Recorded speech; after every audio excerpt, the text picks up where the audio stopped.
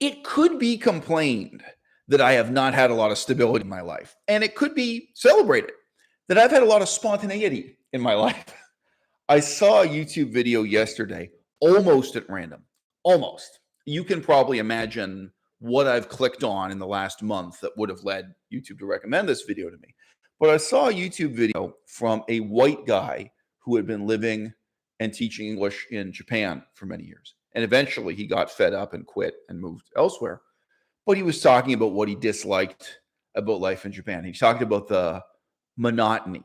He talked about the predictability of life. He talked about the lack of imagination and spontaneity and ambition amongst the people.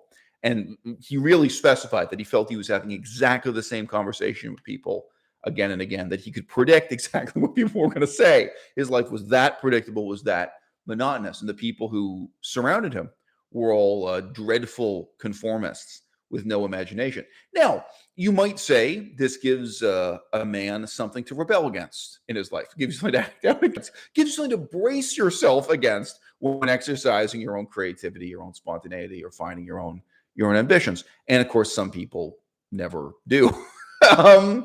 You know, the life I've led, including even just within the last 2 years, within the last 5 years, within the last 10 years, within the last 20 years, right? There's been no stability. There's been no stability in terms of my own day-to-day life, what I'm doing right now. There's been no stability in the expectation of what I'm going to do in the next few years, right? My plans for the future, my career plans, my plans even for what I'm doing on this YouTube channel are subject to so much change, like from day to day, from week to week, and so on. I've been living a life that, in subtle ways, it's just totally different from the middle-aged North American norm. It's certainly very different from the middle-aged Japanese norm. I've never had that kind of sense of dreadful monotony and regularity to rebel against. Now, I made a video more than a year ago criticizing the concept of nostalgia. And guys, today, this is an open Q&A. We can actually talk about today whatever you want to talk about. I don't say that like most of my videos, most of my live streams, I say, look, there's one topic. This is all we're going to discuss. So if you ask a perfectly good question on an unrelated topic, I'm not going to talk about it. Not today. I'm really open this way. I've criticized nostalgia from many different angles and many different aspects, but it's been spread out over the years of this YouTube channel. It's something that's only come up a few times. What I'd like to point out in opening this video is this. I think for a lot of people, the period of their childhood, possibly the period of their teenage years, that was the period in which they had spontaneity. That was the period in which they had ambition, or in which they could have ambition. They could be anything they wanted to be. They could become a police officer. They could become a fireman. Like there was this possibility. This was the period of their life in which what they were doing on any given day was not so dreadfully predictable, and in which their idea of the future, their idea of what they're doing next week, next month, next year, next decade was not so dreadfully predictable. And then they lost that, right? So the yearning for their youth, the yearning, and again, for some people, maybe their teenage years, for some people, maybe when they were 11 years old, what it is they fasten onto and have this sense of nostalgia for. Interestingly, that also differs between people. For some people, it's as late as their university years. I think that's actually relatively rare for people to yearn to want to go back to, say, age 20 or 21 or something. But maybe for some it is, right? There's a lot of discussion of the consumerist aspects of nostalgia, of wanting to own and touch and hold things again that you owned as a child and so on. Yeah, and fair enough. And we can talk about that today. And we can talk about something totally different, But what about the lost sense of your own potential? The lost sense that there was another person you could be, or simply that there were many possibilities of the person you could become.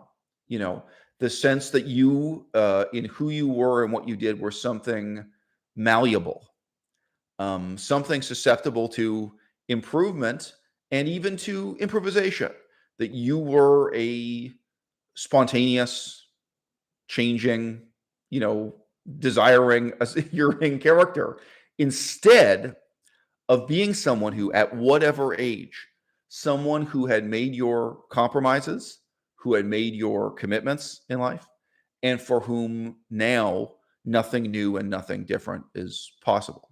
You know, now, guys, as you can imagine, I'm not glamorizing or glorifying this. This side of it is quite hard for me to sympathize with, frankly. I've said this before. I try to be sex positive. I try. It's very hard to be sex positive in the 21st century. It's very easy to be sex negative. I remember a friend of mine. We were good friends at the time, but we now haven't spoken for many years. We were two people. We were good friends for a short time, like maybe for 1 year. We were friends. Me and this guy. But you can guess from this story, it's not a story he would tell anyone.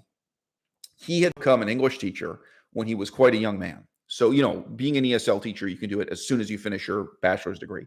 And that was what he did. He finished his BA and he went into teaching English. I don't know if he was 22 or something when this story happened. He had just finished university.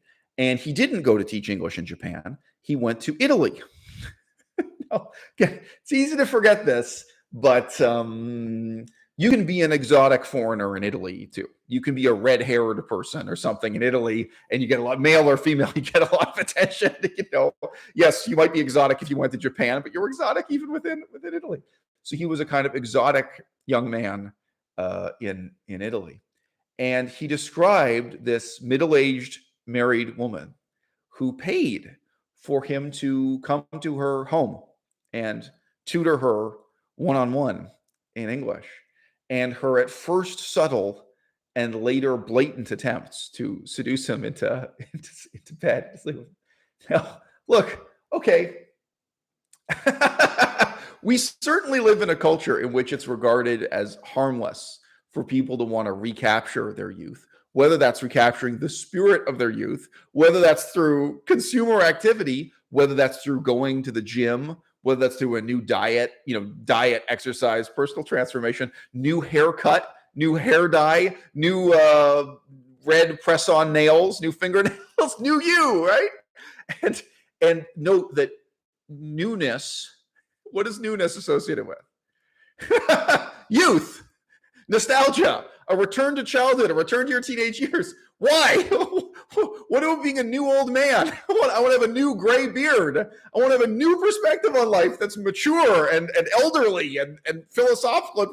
No. Don't be a new Socrates. Don't be a new Aristotle or something. No. The new you is a younger version of you, right?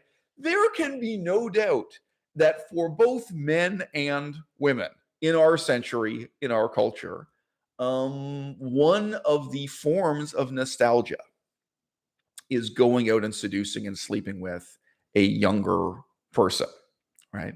Now, again, actually, I think you could digress into a set of reflections on how this is different in the culture of Japan than it is in the culture of, say, Taiwan, of communist China, of Western Europe, of North America, and how also this is regarded and judged in each of these places. And how, I've started with the example of an older woman and a younger man. I think it's actually regarded today, it's about equally as negative for both genders.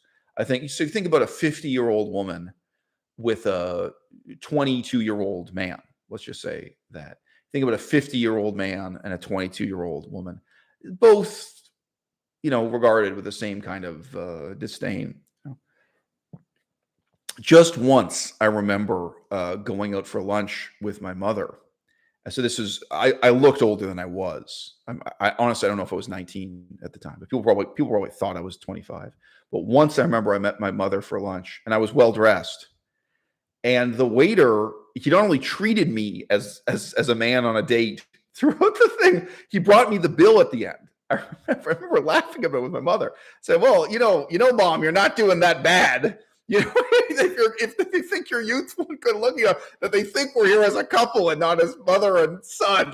This is the way the waiter presented. And that restaurant, it must have happened often enough that there were women in their 50s with young men in their 20s or something.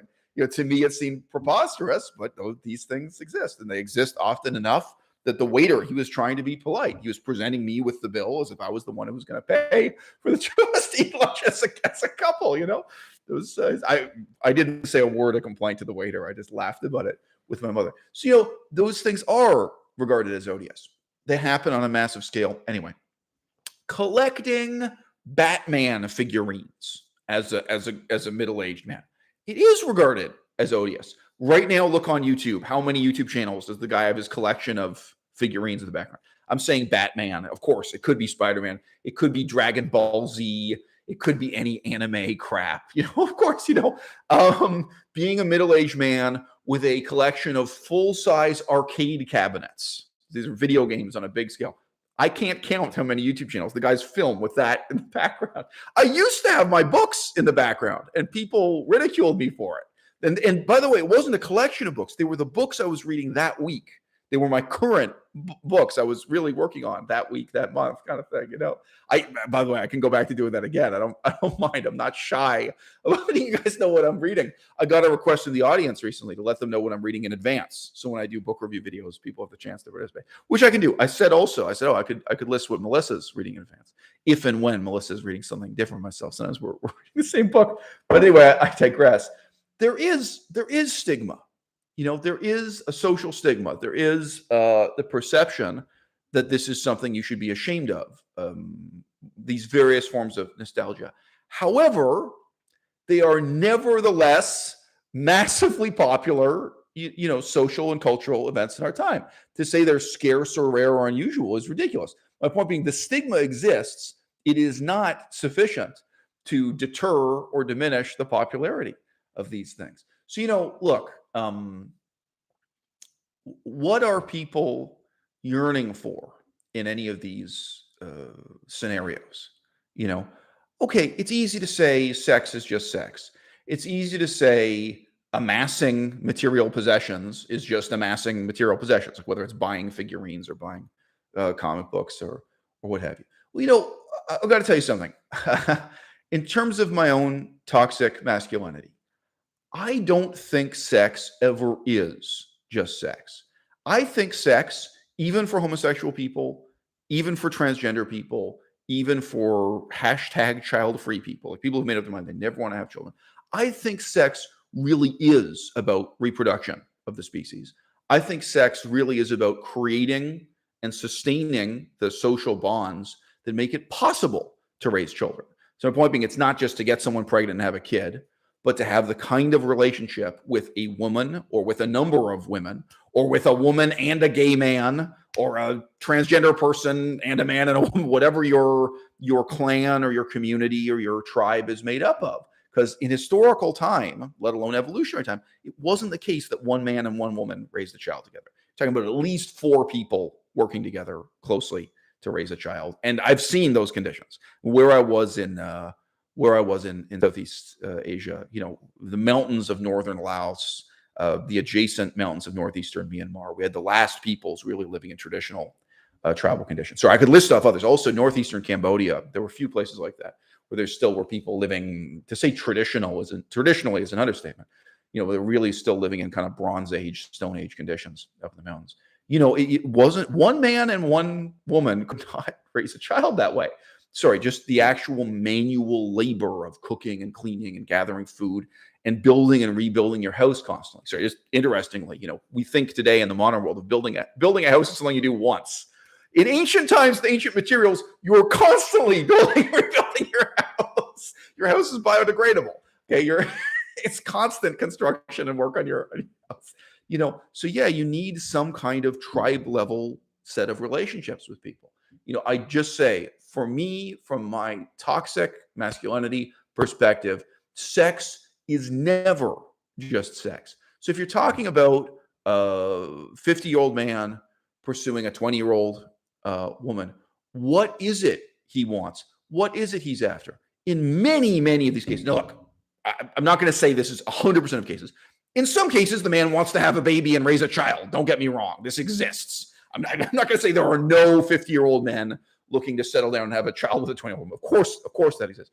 But on a massive scale, on a mass phenomenon, and especially when we include phenomena like simping, phenomena like OnlyFans, sugar baby, sugar daddy relationships. And by the way, again, Japan has its own rich vocabulary for all of these relationships, all these gray areas surrounding prostitution. And Thailand does also, and China does also. Like each one of these cultures, you're going to find a very different set of just terms and categories for what these relationships are.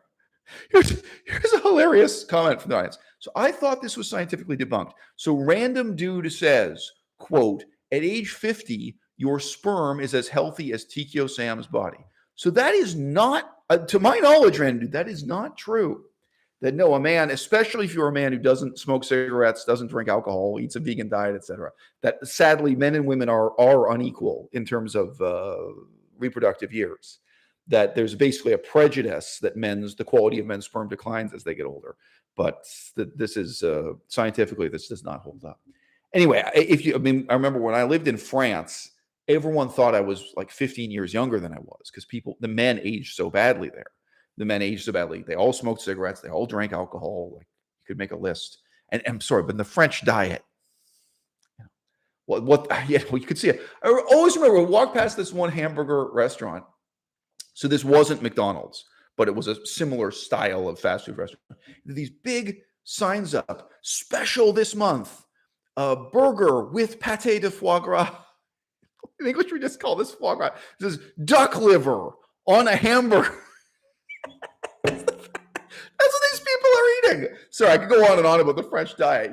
They feed veal to babies. Like the French aren't just non-vegan or anti-vegan. They have this unbelievably unhealthy diet, which includes, by the way, raw meat, uncooked meat in the diet, and then all the diseases that go on that. Anyway, yeah, I remember just really people there perceiving me as like 15 years younger than I was. I was like, I don't think I'm very youthful looking, but it's true. A lot of the men had these kind of withered features. And if you live the wrong lifestyle, I get it. Oh, by the way, great. So again, I did say this live stream, I'm actually happy to have you guys change the topic or change the direction and to do this as a Q&A. I do have some things to say, I do have some opinions to share. But great question from the audience. Quote, are you bisexual or gay? So I'm going to tell you something. This is from someone called YZX. I don't know if I have ever met anyone more heterosexual than myself. I have absolutely zero capacity for bisexuality in me. Zero. I have never found another man attractive. I've also never found them repulsive. I'm not saying this to hate on anybody, but I've known guys and they're really like, they don't want to be around other men when they're naked and stuff. And I think that's because they feel both attraction and repulsion. Like they feel some maybe repressed bisexual aspect of their nature being activated that way. Because for me, a naked man, it's like looking at a naked wooden table. Like it's just a completely non-sexual object to me. Being around other men is just not. I don't react to it in any way at all. So yeah, look, I have had gay male friends. I have had bisexual male friends. I have had a number of female friends who were married to men who turned out to be gay. And I've told some anecdotes about that on the YouTube channel over the years. It's kind of been a recurring thing. And, I talk a lot about the importance about not being repressed or not being in the closet if you're gay or bisexual. And now it really has negative implications for yourself. I mean, it's very psychologically damaging, for the individual person to repress and lie about their own sexuality and live a lie. But it also has really negative implications for other people.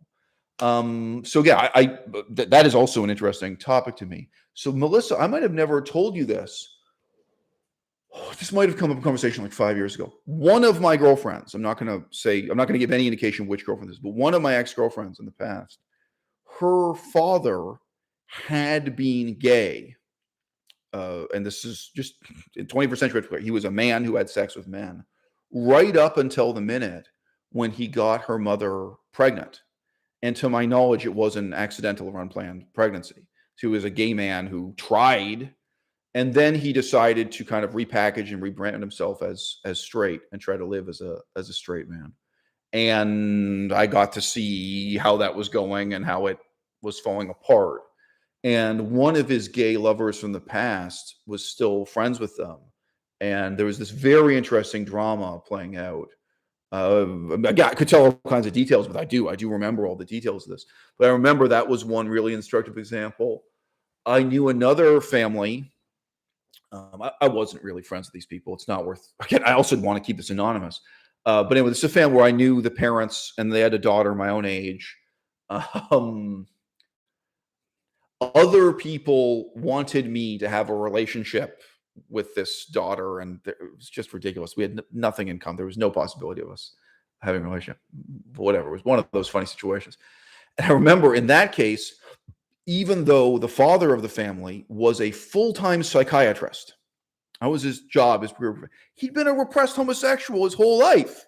And during the time I knew him and I knew the family, he was cracking. He was breaking down right at that time. It's a coincidence because I wasn't involved with their lives for very long. And, I forget if they actually got divorced, but they got separated, certainly. And he started getting drunk at gay bars all the time. And I remember this is part, the guy has a PhD and, come on, he studied Sigmund Freud and all this stuff all his life, but he couldn't admit to himself that he was gay. He probably counseled other people. He probably had other clients and things he talked to about homosexuality and so on over the years a lot. But finally, as really not even a middle-aged man, as an old man, he was admitting to himself he had been gay all along. And I remember so I don't know how long this went on for, but he had this period where he refused to take phone calls from anyone unless he was at the gay bar. I thought that was so telling as a crutch, that like having tried to insist that he was heterosexual for so many years. Now, and like obviously you can hear noise in the background, but like somehow this was like a statement, like, no, if you want to call me, if you want to talk to me, I'll be at the bar. I'll be at this, like he'd be at this gay bar doing call. Like he wouldn't take a call from his own. I forget if his parents were dead, probably, but he wouldn't take a call from relatives unless he was, at the gay bar. That was a really extreme one. Like, right? One of my other girlfriends, it was instead the mother who had been a lesbian all her life until this one unique relationship happened. In that case, I don't think the pregnancy was accidental, but she had been a lesbian. She had kids with this one man, and then when that broke up and they got divorced, she went back to being a lesbian. So yeah, it happens. And I'm not. I have friends right now. I've known a number of different women who were just my friends, who ended up married to men who were more gay than they thought they were, and more gay than the women thought they were. So it's a huge phenomenon. I mean, male bisexuality and male homosexuality is a huge phenomenon. I mean, what percentage of men are outright gay or partly gay? I think we'll never know. It's a huge percentage. And interestingly, the percentage of women who are really lesbian, I've looked at social science research on this. It really does seem to be much smaller. There's no, as far as we know, this is just random or whatever. There's no particular reason for this that's known at this time. It's possible in the future, some reason we've known for it. Obviously, in the past, people used to theorize that when you were looking at these statistics, stigma and repression, like the fact that people were in the closet, that this was skewing the statistics. But as time goes on now, to give an example, if you're looking at a society like the Netherlands, well, do you really think homophobia in the Netherlands is so intense that people are concealing, in this context of a social science survey or research project? So obviously it's Saudi Arabia. What percentage of people in Saudi Arabia are gay? It's probably impossible to do the research, possible now. But when you're looking at really liberal Western societies. Anyway, sorry, nice digression there. But yeah, guys, I have very vivid dreams still to this day. There have been different periods of my life where it came and went, which has been discussed on the channel. In fact, for whatever reason, there are periods of my life where I dream more or dream less. I have never once had a homoerotic dream in my life. And it's just amazing because I dream so much. some of my dreams are random, and some of my dreams do tell you something about my sexuality. A lot of my dreams are intellectual in character. I mean, again, another topic, talk about what it is I dream about, what it is I'm thinking about and talking about in my dreams. But yes, my dreams do reflect my sexuality and have done so, my whole life. Dreams also reflect your resentments and your fears. I do not think your dreams I do not think your dreams reflect, depict, or indicate the best part of your character, but they reflect something about you. There's something shallow you can see about yourself in your dreams. I always say it's like, if you're worried about something, like you're worried about being unemployed, you have dreams that reflect those worries. In that shallow way, your dreams reflect what's going on in your life. But no, I have never I've never had any inclination or openness or capacity for bisexuality myself. It is just utterly not in me. And I've had to talk about that sometimes with gay people, because it's quite popular for gay people to reassure themselves by saying that everyone is to some extent gay or bisexual. So I say to them, it's never been an ugly or mean conversation. Like, no, in the same way that parents have to accept that their child may be 100% gay, like they may be not bisexual. Like, sometimes a son or daughter has to say to their parents, look, it's not that they're open to swinging with everyone. Like, look, you need to know, mom and dad, they're just going to be 100% with the same gender forever. Well, some of us, I'm sorry, but we're also 100%, heterosexual, and that has to be accepted. So sometimes that comes up. Anyway, interesting. I'll read the other comments that have popped up while I've been on this peculiar digression.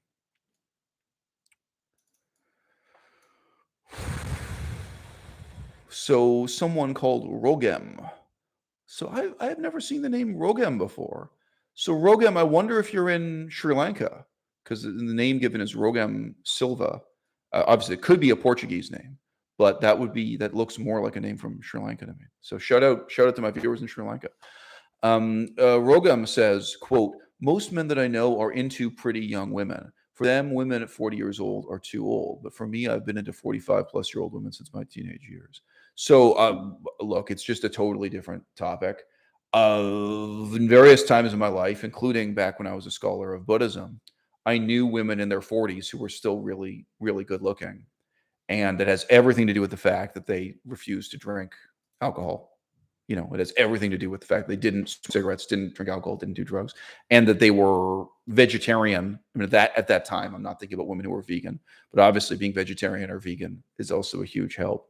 And I would just say that the competitive dynamics of human sexuality, they become more intense when you're talking about women in their 40s or men in their 40s.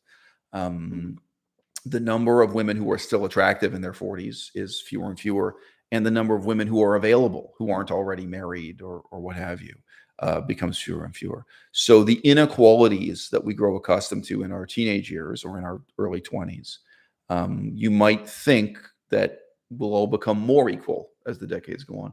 But on the contrary, I think the inequalities get worse.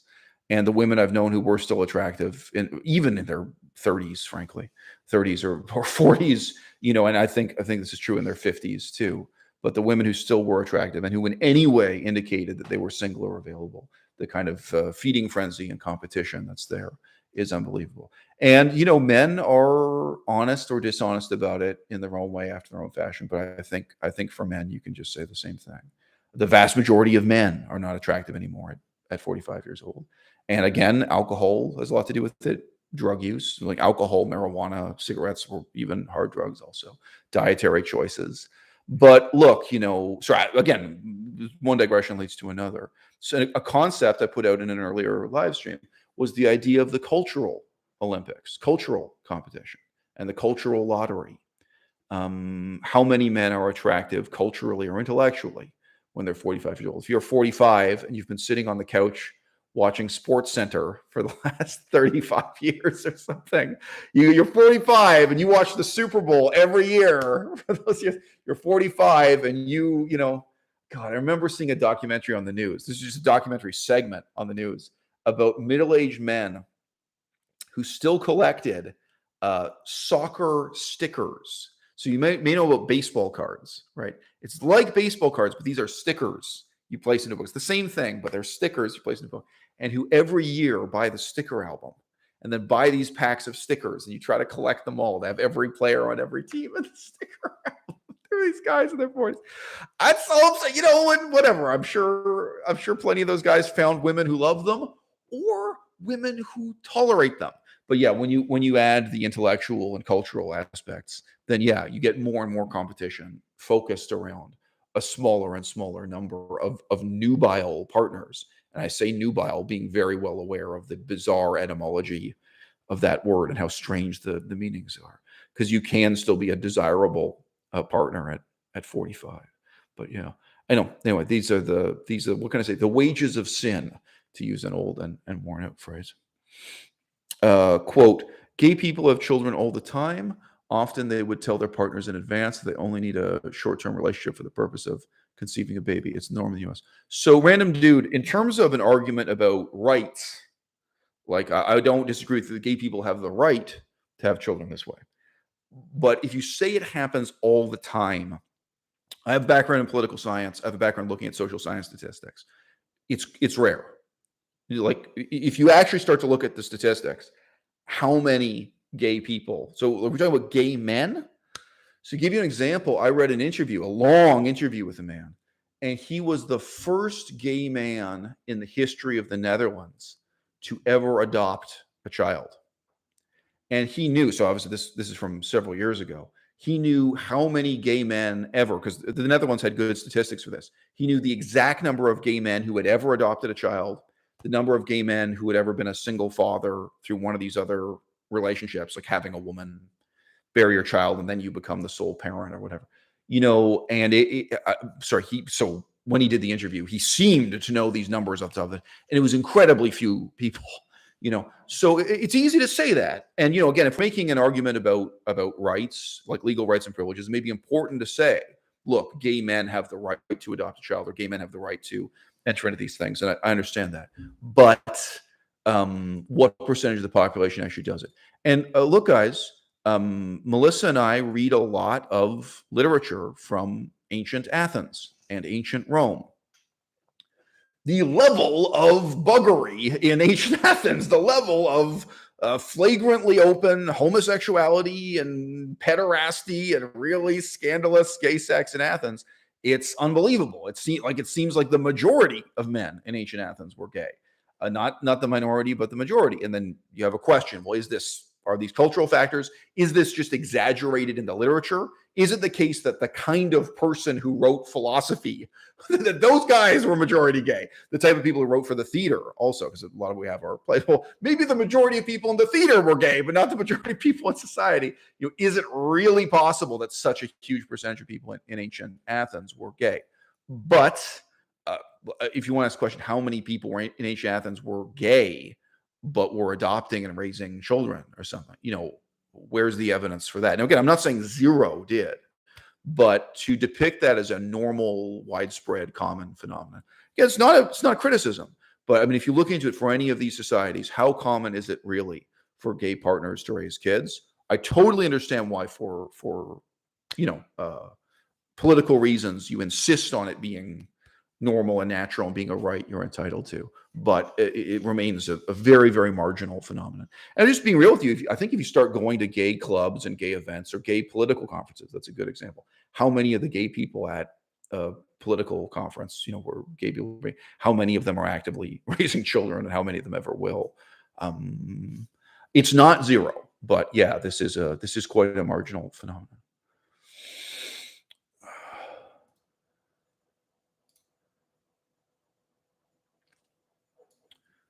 So someone who knows the statistics for Germany says that LGBT in Germany is 7.4%, and it is one of the most liberal societies with the highest percentages. So this is a regular viewer. Do you want to give me a kiss comments? So he or she prophesies that probably the natural rate of homosexuality would not be more than 10%. So this is the thing. So to me, this is fascinating. If it's not fascinating to you, I apologize. What's interesting about measuring homosexuality is that you have to do full life cycle analysis, right? So frankly, someone like Amber Heard is a good example. Immediately before she married Johnny Depp, she was in a relationship with a woman. She was in a lesbian relationship, gay relationship, whatever you want to say. If you just conduct social science research as a snapshot in one moment in time, you will record a certain number of teenage girls who say they are lesbian because they're currently in a lesbian relationship. We saw a vegan channel, right, that was reflecting this. Remember, there was this woman, she was British, and she made a video basically apologizing to her audience because she had made so many videos talking about being a lesbian over years. And then at the end, she discovered or admitted to herself that she wasn't a lesbian at all, that she was really heterosexual, and she's in a heterosexual relationship. And she doesn't just mean that she's bisexual and happens to like this guy especially. She really had to break down and recognize that she had been lying to herself. She told herself she was lesbian. She came on YouTube and talked about being a lesbian for years. And then she discovered she was straight. Now, earlier in this video, if you weren't here, I was talking about examples of gay men who get married to women, and after many years admit to themselves that they're really gay. They repress their homosexuality. So obviously, it can happen both ways. But the point is, if you really want to talk about de facto heterosexuality, homosexuality, and bisexuality, you have to have interviews with people where you're retrospectively looking back at their track record over 10, 20, 30 years of their life. I mean, ideally, you just interview people when they're 60 or 65 or something, or 60, 70, 80, when they're toward the end of their life, and then talk about who the partners were that they had during their sexually active years. No offense, I mean, whatever. Presumably, they've settled down in their 80s or whatever when you do this. And you will then get a very different picture, especially of bisexuality, if what you're trying to measure is the rate of bisexuality. But the idea that during high school, you figure out if you're gay or straight, and then you stick with it for the rest of your life. It's understandable why people presume that's something you can easily ascertain through a poll. Human sexuality does not work that way. Now, I say this, I have the toxic masculinity privilege. I say this sitting here. I'm a completely heterosexual person with absolutely no ambiguity, and I never had any ambiguity. And so, I'm not saying nobody knows in their teenage years. And obviously, I knew people who figured out they were gay during their teenage years too. So, whether you figure out that you're gay or straight, some people do, but significant numbers of people do not,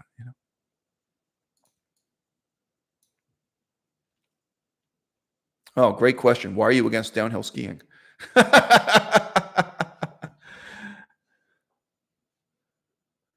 So the question in full reads, quote, "Why are you against downhill skiing? You've mentioned it a few times. Do you dislike gravity in general?"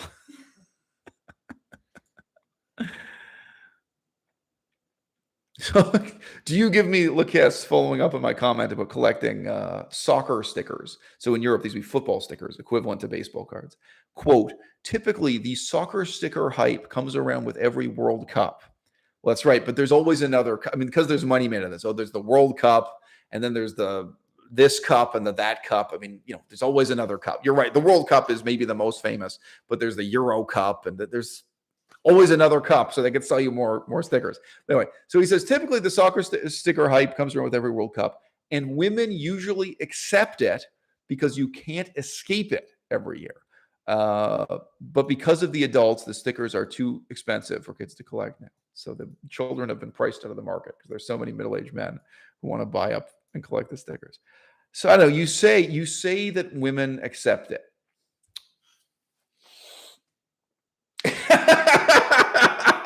I don't know if women do accept this. Okay, I don't think women accept any of this stuff. I don't think women accept their husbands collecting video games or collecting figurines or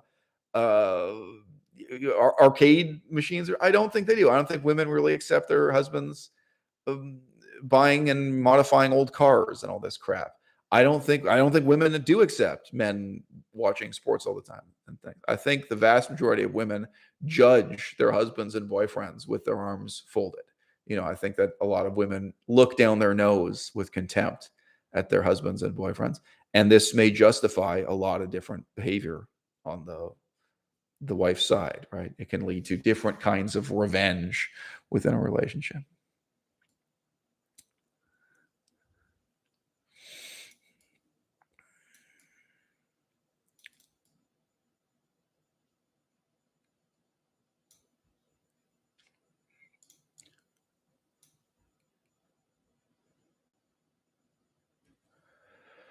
Okay, so where was I before I digressed? Talking about nostalgia and the various, frankly, dangerous and harmful ways in which people try to recapture their youth.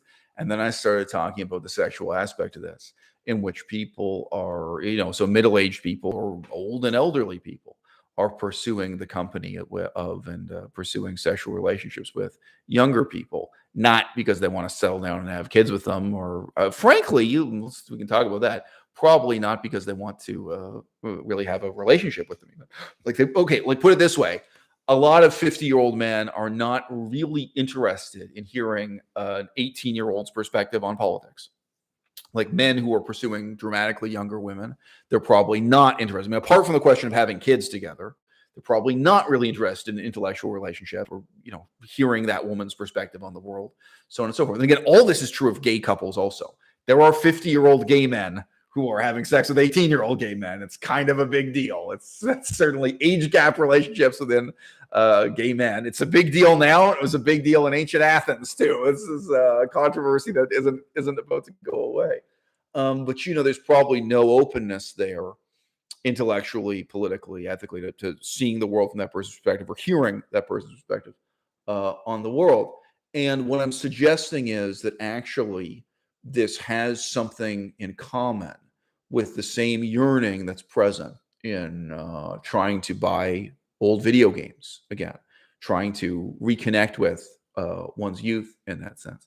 That part of what people yearn for, especially people trapped in repetitive jobs, people who've made terrible compromises, partly just for economic reasons in their life, people who have in this sense settled down and become conformists, is that they want to get back in touch with the creativity and nonconformism of their youth, the malleable person who was full of possibility and potential they used to be as a child, as a teenager, or what have you. And that one way to reach out and touch this is to buy yourself a new Famicom, buy yourself a video game console. Yes, this brings back, it evokes that flexibility and spontaneity and sense of potential and sense that I can be anyone, I could do anything. I can become a fireman, I can become a soldier, I could do something else in my life. I can be a better person, I can still learn, I can still change. But yeah, I do think there are also older people who seek out sexually the company of younger people because they want to evoke those same feelings in themselves, that they want to have that sense of potential again, that sense of optimism again, that sense that they personally can change, they can learn, and they've lost that in their lives. So I'm saying there's something kind of dark and tragic there. So I am, as always, saying sex is not just sex. I'm also saying that nostalgia is not just nostalgia.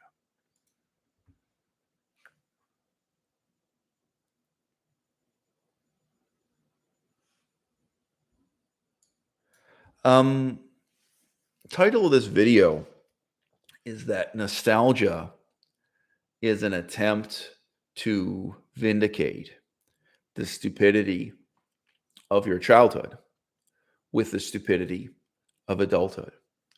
And I think maybe that's the necessary next step in the analysis I've already presented. If you're unhappy with the compromises you've made, if you're unhappy with the life of conformism, the repetition, and so on that you've bought into as an adult, probably the most comforting thought you can think, probably the most comforting belief you can convince yourself of, is that if you could do it all over again, you would make the same choices today. You see, you would vindicate the stupidity of your youth with the stupidity of your adulthood. So, even with something as simple as video games, and again, we can talk about sexuality, we can talk about formal education, career choices, and these kinds of things too. But even with something as simple as video games, it's one thing for me to look back on hours spent playing video games and think, what a terrible waste. What a loss for my productivity, for my imagination, for the person I could be or become. And to just mourn that as, very simply, I made the wrong choice. And I may also regret that I had no better alternative or something. It might not be as simple as saying, I made the wrong choice. I should have made a different choice. It may also be regretting that my parents didn't provide me with a better choice or what have you. This was the best I could do given my ignorance of my situation at the time and so on. But it's one thing to just look back at that with outright regret. And it's quite another thing to look back, as I think the majority of people do, and say, no, that was the greatest happiness of their youth. If they could do it all over again, they'd make the same choice. If they could go back in time, knowing all the things they know now, they would still get a D- in English Lit because they stayed up all night playing that video game. Let's say Civilization. You remember the Civilization games? There's a game that keeps you up all night. I would still fail that test. I would still neglect my education. In some cases also, it's the friends you didn't have It's the activities you didn't do, that you really didn't make any friends because you just stayed at home and played video games, that you would still make those same choices again. Again, this is a kind of nostalgia in the sense I'm talking about it in this way, that looking back in your youth, that you made the right choices. That again, from the perspective of your adult stupidity, from what you know now in terms of your current level of ignorance or awareness, that going back to the ignorance of your youth, that you decide, you rationalize, you insist now that you would or should make the same choices again. Now, this can be extended to human sexuality and other things, and it starts to get really scary. Does anyone here regret the person they lost their virginity with? You may regret sleeping with the person you lost your virginity with because they were older than you. Like, you may have been someone who had, in your 20s, lost your virginity with someone in their 50s. You might have been in one of those situations. I had a YouTube video about that not too long ago, actually. Anyway, that kind of scenario. You could be someone who lost your virginity with someone the same age as yourself. You were 16 and they were 16, what have you. But you nevertheless, now looking back, have a lot of regret. Now, you can have regret for all kinds of reasons. You can have regret because you look back and you say this person was a bad influence on you. You can have regret just so you look back and say this person was stupid and lazy. And wouldn't your whole life be better if instead at that age you'd been in a relationship with someone who was sober and hardworking and had some sense of clarity of purpose and ambition, someone who had a positive impact on you and maybe your education and your intellectual development, so on and so forth. Of course, it can also be you regret it because now you know sexually, you know what is your type, you know what you're attracted to and what you're interested in. Again, member the opposite sex, member the same sex. And you now look back and say, oh, looking back, I was ignorant then. I didn't know what I was doing. And you may feel that this person took advantage of you. You may not. You may feel like you were just bumbling around. You were incompetent. Like, you don't blame the other person. You don't feel that you were seduced. You don't feel you were taken advantage of, but you still have regret. Right? Well, many people, not all, many people, in the same way that I've just described, looking back and justifying the stupidity of your childhood with the stupidity of adulthood, looking back and saying, no, the happiest I could have possibly been was owning and playing these video games. And isn't it appealing to now buy the same video games? Now, as an adult, you can collect the same video games. You can vindicate the stupidity of your youth by appreciating these things as an adult again, right? That's what's built into that. When you buy and own these things again as a middle-aged man, you are declaring and you're demonstrating to yourself that, yes, there really was something great about Super Mario 64, and you are vindicating the fact that you used to run home after school and not care about your homework and not care about eating dinner and not care about talking to your parents, and you didn't attend your best friend's birthday party. You didn't go to Johnny's birthday party because you just wanted to stay home and play Mario 64. It's one video game or another. A lot of you know what I'm talking about. Oh, yeah, that's right. There was a birthday party I didn't go to. I didn't go to my grandfather's funeral because I just wanted to stay at home and play that video game all the time. There was some game, even if it was short term, even if it was just the first few months you owned Mario 64 or something. For a lot of people, like, shift from one addiction to another. You had some intense period where you didn't care about your friends, you didn't care about your family. You literally didn't care about the food you ate. You just wanted to sit there on the carpet and play this video game. Well, you know what? A lot of people, sexual infatuation is even more powerful than that. It's even more overwhelming. And indeed, when you look back now, you might realize you were sexually infatuated with someone who, knowing yourself as you do now, having the self-knowledge, they're not even attractive to you. And the sex was terrible. The sex was lousy. And then again, you get into the intellectual components, you get into the ethical components. Intellectually, this relationship was bad for you. Morally, this relationship was bad for you, right? So isn't there a powerful form of nostalgia? Isn't there a powerful form of self-justification? Isn't there a kind of vindication of the stupidity of your youth by proving to yourself that this is still what you appreciate? This is still what you want. This is still what makes you happy now as a better informed adult. This is the tragic loop I see a huge percentage of people trapped in. I'm going to answer your questions again. If you guys want to make a question or comment or reply, that should reply to, now is a good time. If you want to hit the thumbs up button, now is a good time. We've had over 40 people in here, but none of you want to hit the thumbs up button for some reason. All right. Only 16 thumbs up. If you do thumbs up, it'll help people find the video later. It can help people find it and join the conversation right now, in terms of how YouTube works.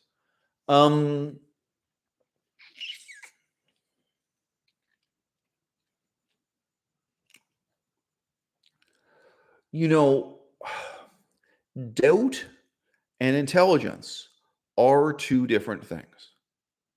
However, doubt produces intelligence, right?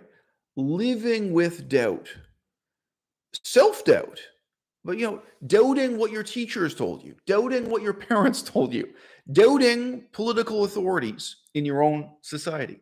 Doubt, doubt, doubt, doubt. Doubt and investigation is what makes you wise, is what makes over time it produces intelligence. Most people who are intelligent are doubting personalities. Most people who are highly intelligent, most people who are brilliant, or what have you. And it's a great mistake to think that confidence produces intelligence, or that self-confidence and intelligence are the same thing. On a particular topic, I may seem very self-confident. If you talk to me about Buddhism, I'm very self-confident. Talk to me about First Nations politics or something, I seem very self-confident. It's because I already did the work. Talk to me about sexuality and prostitution in Thailand, something I've researched and published papers on and stuff, by the way. It's not my own interest. I've never slept with a prostitute in my life. But, okay, this is something I know about because I've done the research. And it's very easy to think, oh, confidence is what's associated with intelligence, or self-confidence is what produces intelligence.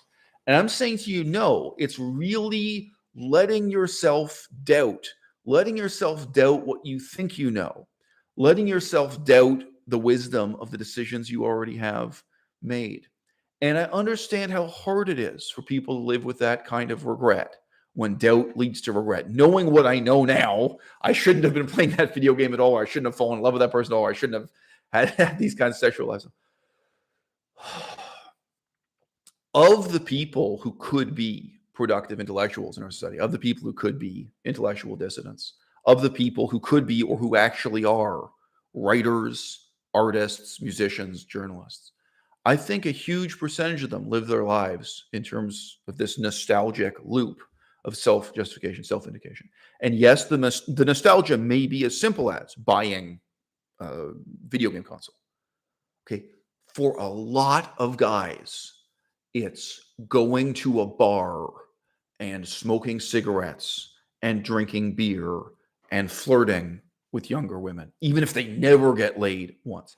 It's going to a music venue and smoking cigarettes and drinking beer and behaving again as if they were a high school student, the way they used to go to a live music venue and hang around when they were that age. There is an element of nostalgia here, even if they're not going back to listen to the same band. Like, it's not that they're going back to see the Backstreet Boys again or something. It's not some specific band they listened to as a teenager, right? That they're playing the same role, they're acting out the same script. They're insisting when they were a teenager, this is what made them happy. This is what still makes them happy now. When you were a teenager, playing this video game made you happy. And you try to vindicate it. You try to appreciate it now from an adult perspective, which is probably impossible.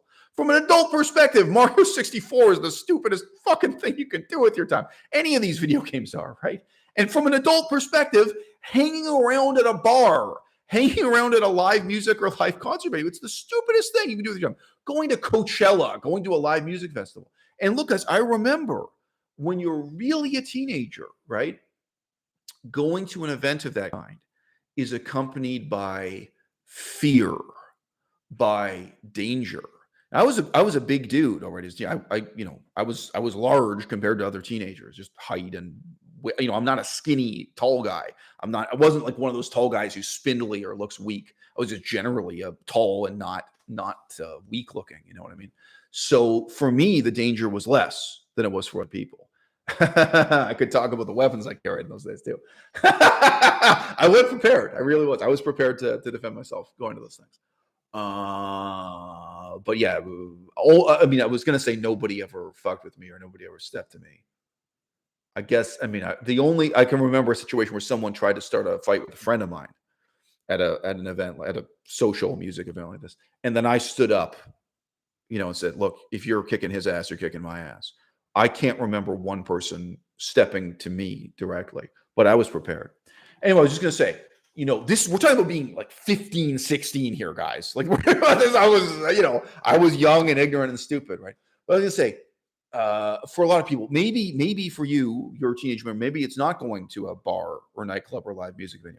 Maybe it's going to a strip club, right? Okay, my point is, like, let's say you were a stereotypical Presbyterian American. You're an American given a Christian upbringing. The first time you go to a strip club, there's all this fear. There's fear of sin. There's fear of divine punishment, divine retribution. There's fear of what your grandmother would think of you. What if someone finds out? There's also like direct fear of violence, fear of drugs, fear of crime, like this fear of this being a kind of den of sin, den of iniquity you're going into a strip club, right? You know, my point is, whether it's going to a punk rock show, a rap show, oh God, you're really sorry. What is more menacing, going to a live rap music event or going to a strip club? You know, sorry, it can be really awful going to live rap events. It's horrible. And nobody dances. Right? Nobody enjoys themselves. You go to a fucking rap event, and all the dudes are trying to act tough. They're trying to act like they're about to have a fit. All dudes are like, it's just ridiculous. If everyone act like you're not enjoying yourself listening to the rap music. This is a typical. Look, I'm obviously in my day. Maybe today everyone's smiling and bouncing up and down in a rap club. I don't know, but I mean, let me tell you, back in my day, everyone was trying to have their hat as low as possible on their head and, you know, grimace and frown for the whole time you're at this rap. Everyone act like you're on the edge of having a fist fight. It's just ridiculous. Anyway, my point is, yeah, when you did that as a teenager, it was interesting because it was terrifying. You were weak and ignorant and stupid, right? And I've mentioned this example before, but I can remember the first time I played the bonus level on Sonic the Hedgehog 2. It has this simulated three-dimensional effect, Sonic the Hedgehog 2 for Sega Genesis. I was already old enough that I realized this is like the last time I'm going to feel this way. And it was. We're just for a few minutes, you're just enraptured by what you see on the screen. It's just overwhelming to you. It's just so unexpected and mind-boggling to see these blinking lights on the screen. It's a totally childlike element. And I was aware, I was playing Sonic 2. We could figure out how old I was. Probably 1990, 1991, Sonic 2, something like that. Maybe 1990. But anyway, sorry, Sonic 1 is 89. So Sonic 2 is I think 1990. I think that was what it was. Google it, tell me that I'm wrong. But, you know, I remember, you know, feeling overwhelmed by that, but being old enough and cynical enough to realize, like, this isn't going to go on in my life. This is a childlike reaction to a spectacle, to just seeing something on screen and feeling so overwhelmed by it. I can't ever have that again. Already, when I was 13 years old or 14 years old, you couldn't have that anymore. You're not stupid enough, right? Well, guess what? The things that made it compelling and terrifying and sexy to go to a live music event when you were a teenager, or, you know, or look, let's be real.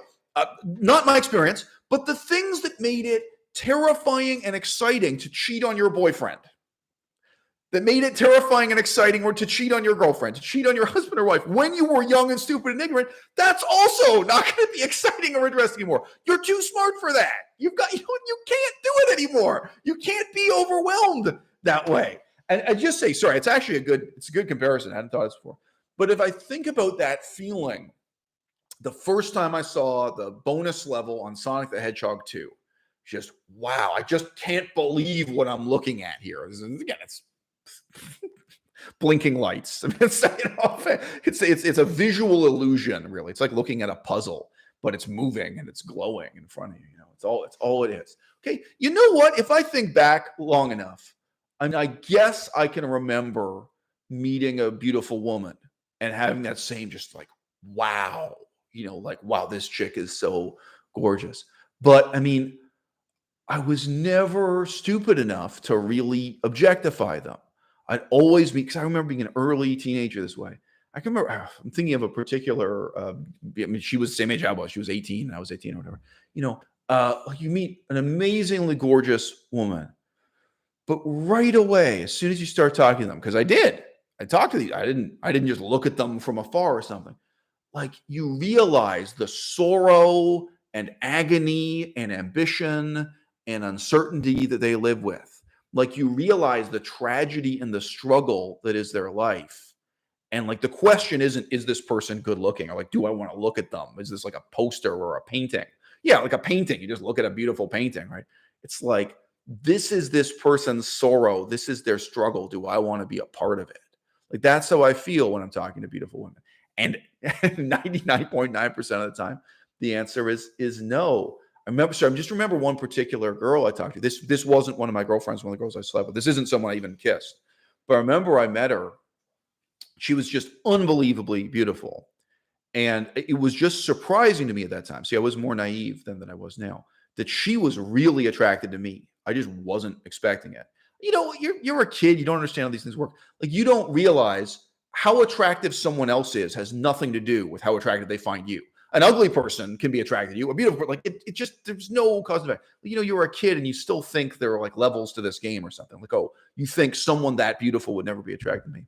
So this girl, and again, this is not one of my ex-girlfriends. This isn't someone I ever kissed or dated. We just had this one conversation, and she was absolutely gorgeous. And I start talking to her, and my style was I would just talk to a woman the same way I talk to a man. I just talk to her like a friend. I wasn't trying to seduce her or something. And her family were new immigrants to Canada. Her parents didn't really speak English. Like, right away, you start hearing someone, what I mean? She's beautiful. This is her life story. This is what she's worried about. I think she'd already finished high school. It's like I was still in high school, what job she's going to go into and what she's doing. Obviously Toronto rent was very high. Now it's impossibly high. So at that time, when we were finishing high school, people were worried about renting their first apartment. Today, that's just impossible in Toronto. I don't think anyone rents an apartment the day they finish high school in Toronto anymore. I think that's a thing of the past, unless you're very wealthy, But like, and by the way, I'm not blaming her or something. This is natural. This is real life. You talk to someone who's just finished high school. This is their worry. This is their sorrow. This is their agony. And I say, but like, this is a whole human being, and you're meeting them at one moment in their life. Like, I'm not stupid enough to sexually objectify someone or be fascinated by them the way, as I say, as children, we're certainly fascinated by video games. And certainly also, by the way, as a child or as a teenager, you can be fascinated by a poster of a beautiful woman or beautiful man. You can be fascinated by watching a TV show with a beautiful woman or a beautiful man. Then it's much easier to dehumanize them, right? An idol on the stage, right? That's not someone who has to have this kind of complexity and the sense of their struggle. And are you getting involved with their sorrow and their suffering and what have you in life, So yeah, in trying to vindicate the stupidity of your own youth, right? You are, in a sense, making yourself more stupid right now. You're making yourself more stupid in trying to appreciate and enjoy childish things in a childish way, and in trying to appreciate and enjoy teenage things in a teenage way, or if we even go a little bit later, 21-year-old things in a 21-year-old way, instead of letting yourself go through that doubt and self-doubt examination and really admit to yourself, if I knew then what I know now, I wouldn't have made any of the same choices. And the things that you thought were pleasant and enjoyable, admitting to yourself that they're not pleasant or enjoyable at all. That admitting to yourself that you were wrong about fundamentally what is good in life, what is good about relationships with the opposite sex being, frankly, an easy example. But there is no way as a child or a teenager I could have known how to educate myself and how to compensate for what was bad and evil and wrong in my own school education. So I haven't mentioned this to Melissa before. I had quite a nasty correspondence with someone on Instagram. I forget if it was yesterday, the day before yesterday. Haven't been getting a lot of sleep lately. Maybe the day before yesterday.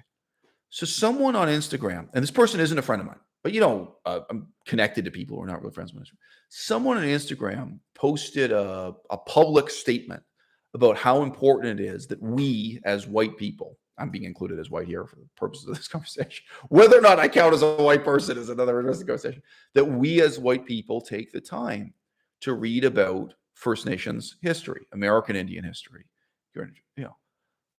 so whatever, Mohawk, Cree, Ojibwe, Inuit, this is what Iroquois, this is what we're talking about, right? Now, I had absolutely no bad intentions, but I took a screenshot of this statement and wrote in saying, hey, look, like, I appreciate you have these good intentions. And just said, I studied this stuff myself.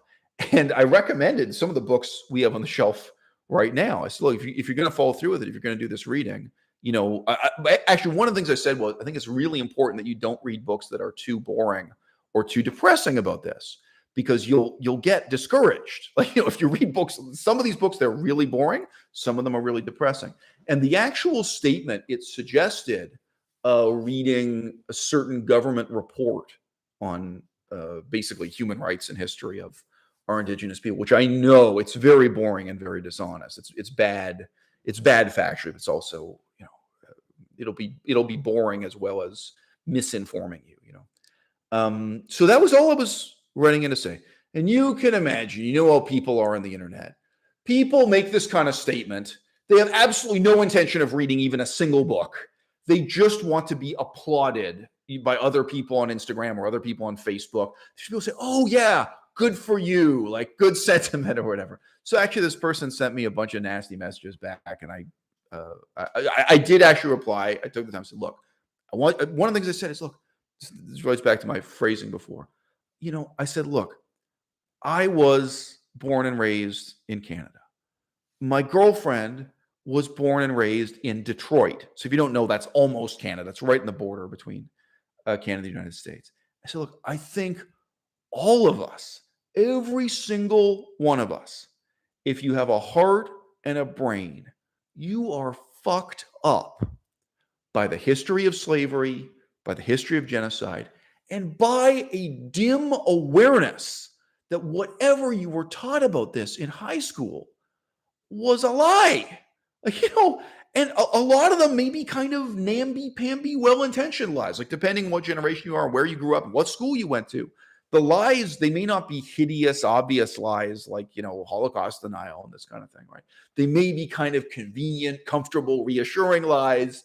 They may be optimistic, multicultural, anti-racist lies, but like, you have grown up with an awareness of your own ignorance, with an awareness of this enormous shadow cast over your life. And then there's this question of, what do we do about it now? So I was saying, this is a complete stranger on Instagram. I was saying, look, the reason I'm writing you is, look, I know I'm messed up with this. I know my girlfriend is messed up with this. I think most of us are. I saw you make this statement. We should all be better read and less. We should all take the time to get well informed with history. I would say, oh, great. If you want to do that, that's something I did with several years of my life. I put years of my life into getting better informed about that. Obviously, there's more I could learn. I'm not the world's greatest expert, but compared to most other white people, compared to 98.5% of white people, let's be honest, compared to 99.9% of white people, I'm a lot better informed on the history, the politics, the languages, all this other stuff. So if you want to do that, great. Here are some books. Okay. Isn't it so much easier to reassure yourself that you made the right choice, that you did the best you could? Isn't it hard to live with that doubt, whether or not you're going to do something about it, right? Whether or not you're going to act on it positively, right? Isn't it hard to live with that gnawing doubt? One, there's something here I'm ignorant of, right? Two, I know I was lied to. And like how I cope with that, because we all had to write essays about it. I know people went to summer camp about this stuff. Like they went to like genocide summer camp, in effect. You know what I mean? You went to museums. You went on maybe, did you ever do this, Melissa? Where they take you on a tour of an historic fort, like a place where the battles were fought between white people and Indians. White people and Indians. White people and Indians. Yeah. Well, but there's a lot of that. The same way. So in America, it's even more common to go to a Civil War recreation of a fight, or something like this. But an actual, but anyway, just one of a battlefield, say, or where there used to be a fortification, and the genocidal battles were fought where that history was decided. Like it's really hard to live with the awareness. I could have gone to the library. I could have done my own reading. I could have challenged the teacher. I could have challenged the textbook. The textbook's written and I didn't. I played Sonic the Hedgehog.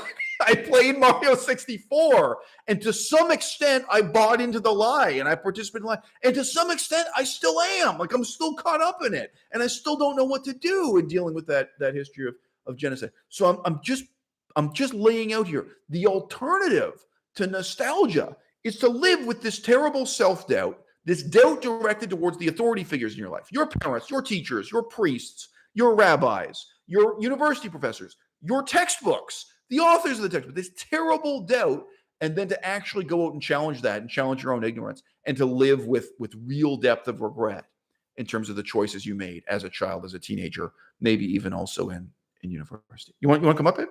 Yeah, I could. Yeah, I could definitely respond to some of the topics that you've discussed so far. I'm not sure how long you've been recording now. 1 hour. Okay. All right, so 1 hour. Yeah, so something that I was thinking of in response to living with self-doubt. So, thumbs up for Melissa coming on camera, by the way. Go on, yeah. Yeah, thanks. So early on in this discussion, I'm pretty sure it's this discussion.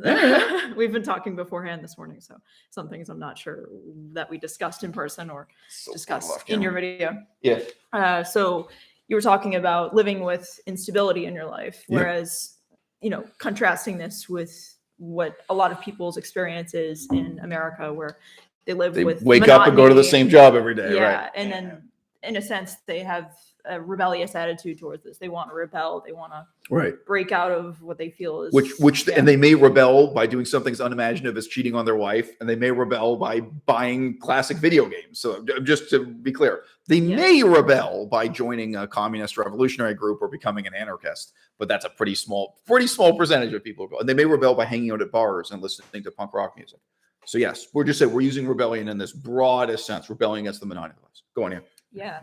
So I was reminded of a conversation that I had with my father a few years ago now, where I was discussing basically the questioning that I had about my career at the time and what I was going to do in the future, where we would live, Basically in the whole 5 years that we've been together, we've gone through a series of hopes and dreams that have fallen apart, and plans for moving somewhere that have fallen apart, or that we've not necessarily fallen apart, but we've picked them apart. We've really gone through all of the worrying beforehand. That's something that you've always said, think about all the worst case scenarios beforehand, before you make a decision, before you decide on something. And even still, you might encounter things that you didn't expect, of course. And his response was like, if you are so worrying and doubting all the time, how are you ever going to make progress? Right. And he said that I'm frozen, that I can't make a decision because I'm it's exactly through worrying and doubting that I'm going to make progress. That's the road to progress. His perspective is that I'm thinking too much, and I just need to, put things into action. And see how things happen. So I'm great. I'm just bringing that up because it's one of the few conversations I've had where somebody's actually questioning me and putting me on game that way, with this kind of attitude that I've picked up, where there's the first stage where when you're first learning to be more doubting of what you've done in the past and reflecting on it and actually being honest with yourself, like, oh, I do regret this, or I do regret that. I wish I wouldn't have done this, or I wouldn't have done that.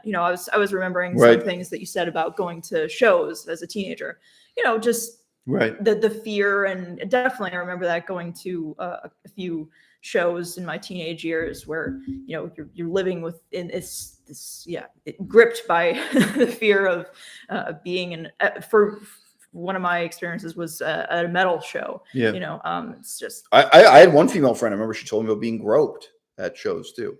She's like men grabbing her bum and stuff. Well, this was like just seeing people actually like hitting each other, seeing the crowd moshing together, right. People having like injuries and bleeding on their face and stuff like that. Right. Like that. And thinking that's cool. Yeah. I was just cool, man. Wow. Edges, right. I was just observing. Right. But there were people who were there not despite the danger, but because of it, because they want to be the guy who has blood coming from his face after going. Yeah, that's right. Yeah, just the screaming too, the kind of like yes.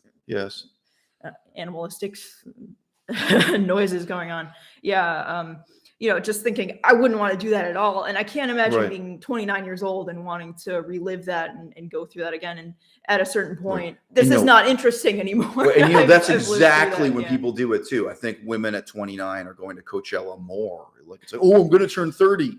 Like how many 29-year-old women are going to music festivals and doing these two, like they're doubling down while they're still in their 20s to try to do as much teenage crap as possible. Yeah. Well, I just said, and I think there are 29-year-old women who are trying to sleep around with as many men as possible.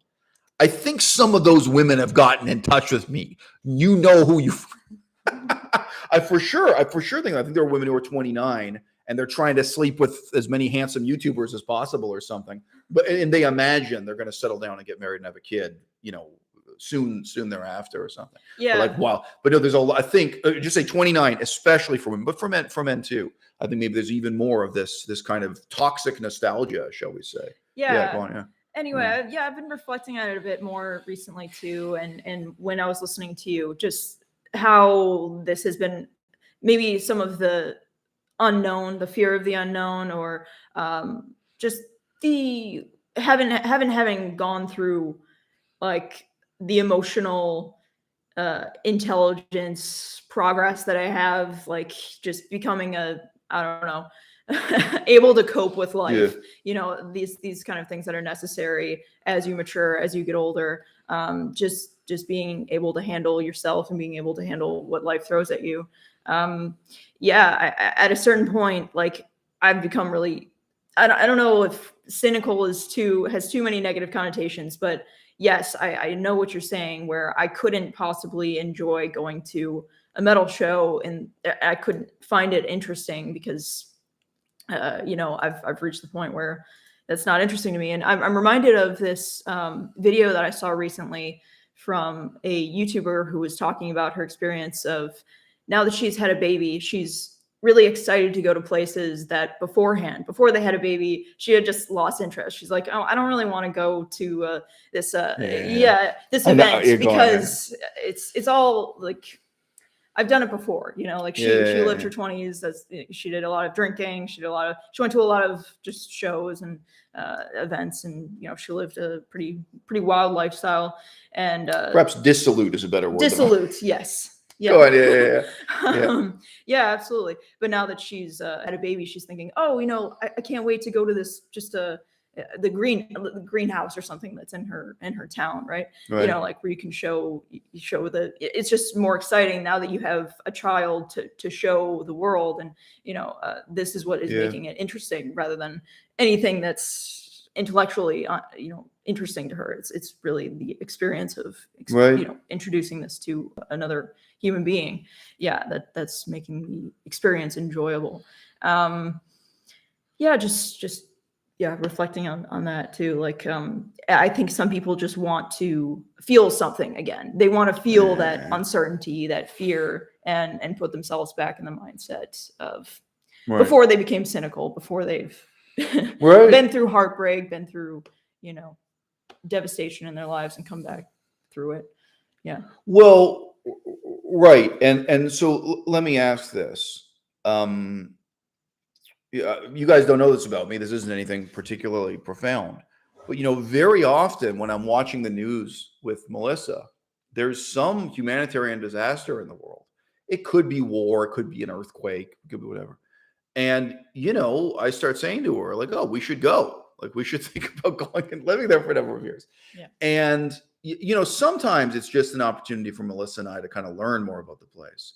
I mean, recently, we watched a documentary about the history of, the 51st state in America. What's it called? It's Oh, you're talking about Hawaii? No, that's the 50th state. Oh, Puerto Rico. Puerto Rico. Yeah. Puerto Rico, which has this that I call it 50th state because it's unofficially, it's not quite a state. Yeah. But there was a news item about Puerto Rico, but we talked about it, like, we could move to Puerto Rico, and and we talked about the history and politics, and we watched a YouTube video about it. We read some stuff just out of a Wikipedia article in that case. But sometimes also Melissa is actually quite worried. I remember I started reading and telling you about the history of Nepal. I was saying, look, we could live in Nepal. We could go live there for 10 years, live there permanently. Yeah. You were like, shit, you're actually going to do it, aren't you? Because she knows, I'm capable of the same way I moved to Cambodia at one point in my life. I actually can up stakes and go start new life in Nepal or start new life in, Puerto Rico is easier than Nepal, and start studying the language and the politics, and it can be rewarding for me. So my point is not to be a tourist. My point is to actually be involved in the politics and history as it unfolds, to really be intellectually engaged, ethically committed, trying to make the world a better place, really living a meaningful life in these places. I'm not talking about tourism. I'm not even talking about visiting. I'm not, and obviously the fact that they're disasters means there's a potential to humanitarian work of some kind to make some kind of altruistic difference that way. I just say, when you're talking about things being exciting, terrifying, challenging for you once you're an adult, once you're middle-aged, right, that would be the kind of challenge you have to take on. Absolutely, yeah. No, but my point is, nobody does that. And in our culture, incredibly few people even think in those terms. Like, that's the point, is it's middle-aged men want to cheat on their wives, or want to hang around in a bar, or want to go to a nightclub, have the quote-unquote excitement of their youth again. And indeed, as I've already explained, I see the same impulse. They want to buy a video game system or these other things. And probably this extends to some extent to buying a sports car or something too. Might not be a perfect example. Why it is, middle-aged men want to buy a sports car to have quote-unquote excitement. And what is exciting about a sports car? But like, what would really be exciting in this way, what would really create that sense of doubt and fear, would be to move to Africa, and to really do it all the way, to really learn their language and learn their politics and take their history and their politics and make it your history and your politics. Like, not to just remain an expat with a shallow level of engagement, but to really commit to, and really, let's just say it's Uganda. I'm just picking an example. We could pick any country in Africa, but we can't say a whole continent, but where you pick a particular town in Uganda and you really care about the future of that town. You care about the future of that country. You care about the future of that town, and so on and so forth. And you commit to it. And again, obviously, it doesn't have to be Africa. It could be Cambodia. We could use any number of examples here. I just point out those kinds of things that are really challenging in a really meaningful way, things that challenge your sense of who you are and force you to change and adapt. That's a totally different story. But what percentage of people even think that through? Yeah. Sorry, go on. Say what you're saying. Yeah, I will just say, just going back to that idea about stability and instability, I think, although there is an element where people want to rebel against the stability, the conformity, this man was talking about his experience. They want to rebel, but not too much. Yeah, right. They don't want to go all the way with it. That is a bit sad to me to reflect on, because from my position right now, I am more of that same camp where I'm thinking, okay, this is an opportunity for me to go somewhere and do something and make a difference. Even somehow. You considering joining the army was like that. Yes. But like, that's really a change. That's really going to have, it's not a vacation, but this is a life altering change, and you've got to worry about it and think it through. Yes. Right. But but I can imagine someone also joining the army for kind of rebellious reasons like that. Just, I want to change my life. Sign up for there. Well, you're still the same asshole. Now you got a uniform. Yes. You're still the same person. You bring all your problems with you in the army. But I would say too, and I've known about this kind of situation, but it's also in a lot of literature and what have you. But the man who cheats on his wife with a younger woman because he wants to rebel against the status quo just a little bit, but then it ends up ruining his marriage, causing a divorce. And let's say the younger woman gets pregnant, and now he's got to get married to her and raise that kid.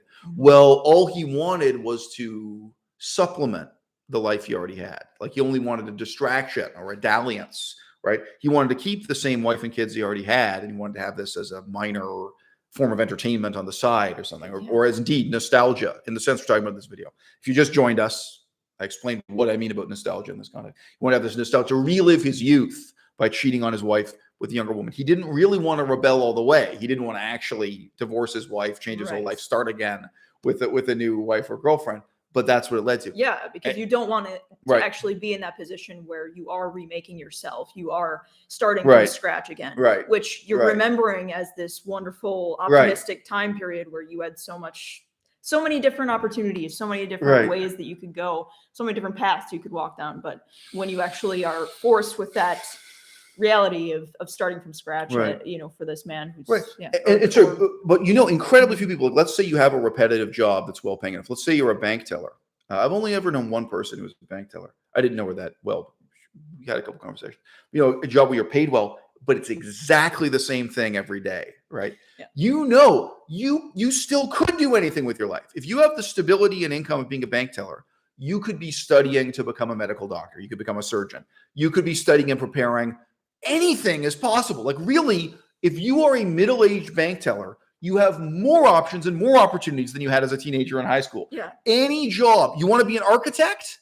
Well, being a bank teller first is a great basis to be architect. You want to be a stand-up comedian? You want to be a musician? You want to be a YouTuber? Well, you've got the steady, boring job as a bank teller. It's the same every day. You could be doing that, right? But most of these people, they only want to rebel a little bit. So they're a bank teller, and they may really feel consumed by that. They feel consumed partly with the awareness that they could have been an architect, or they could have been a comedian, they could have been a musician or something. There's something they wanted to do. Or they could have been a police officer, right? Like, it could be something as simple as that, but they don't actually want to quit their job and do it. They don't want to take the risk. So what are they going to do? They're going to cheat on their husband, or they're going to cheat on their wife. They're going to go sleep with a 18-year-old or a 22-year-old or something. They're going to go have an affair. They're going to do something that's rebellious, but it's only a little bit rebellious. And there's this nostalgic reliving of that feeling of potential of youth, that you could be someone else, you could learn, you could become something else, right? But they don't actually want to rebel. But look, I just wanted to poke this in. It may seem different, but tragically, it's related. It's the same.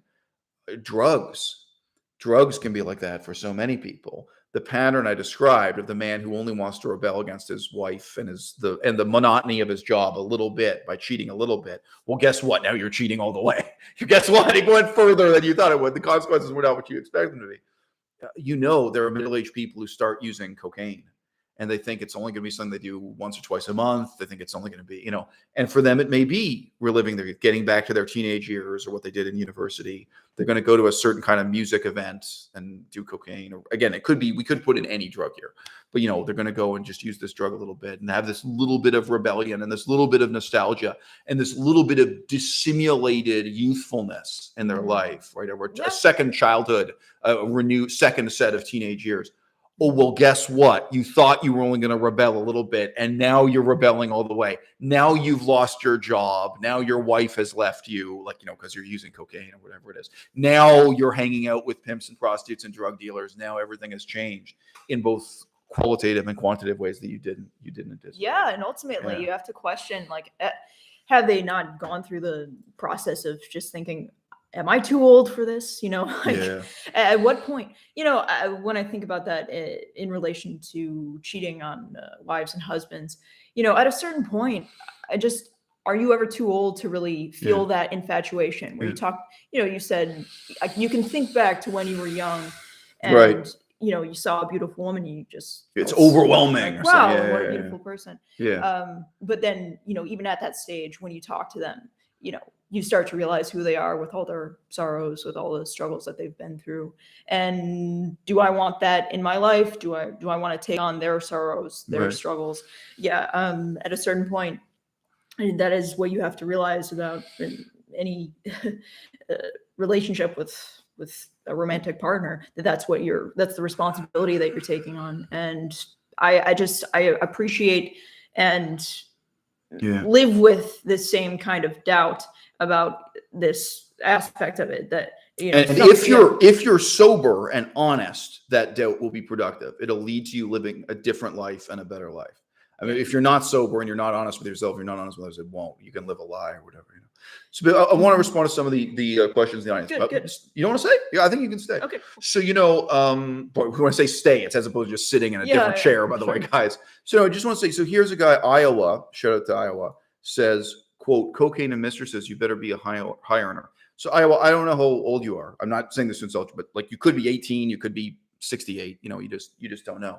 But no, poor people do all this stuff too. You may think, maybe your experienced life, or maybe you're young and you're inexperienced. Bro, rice farmers in Cambodia do all this shit.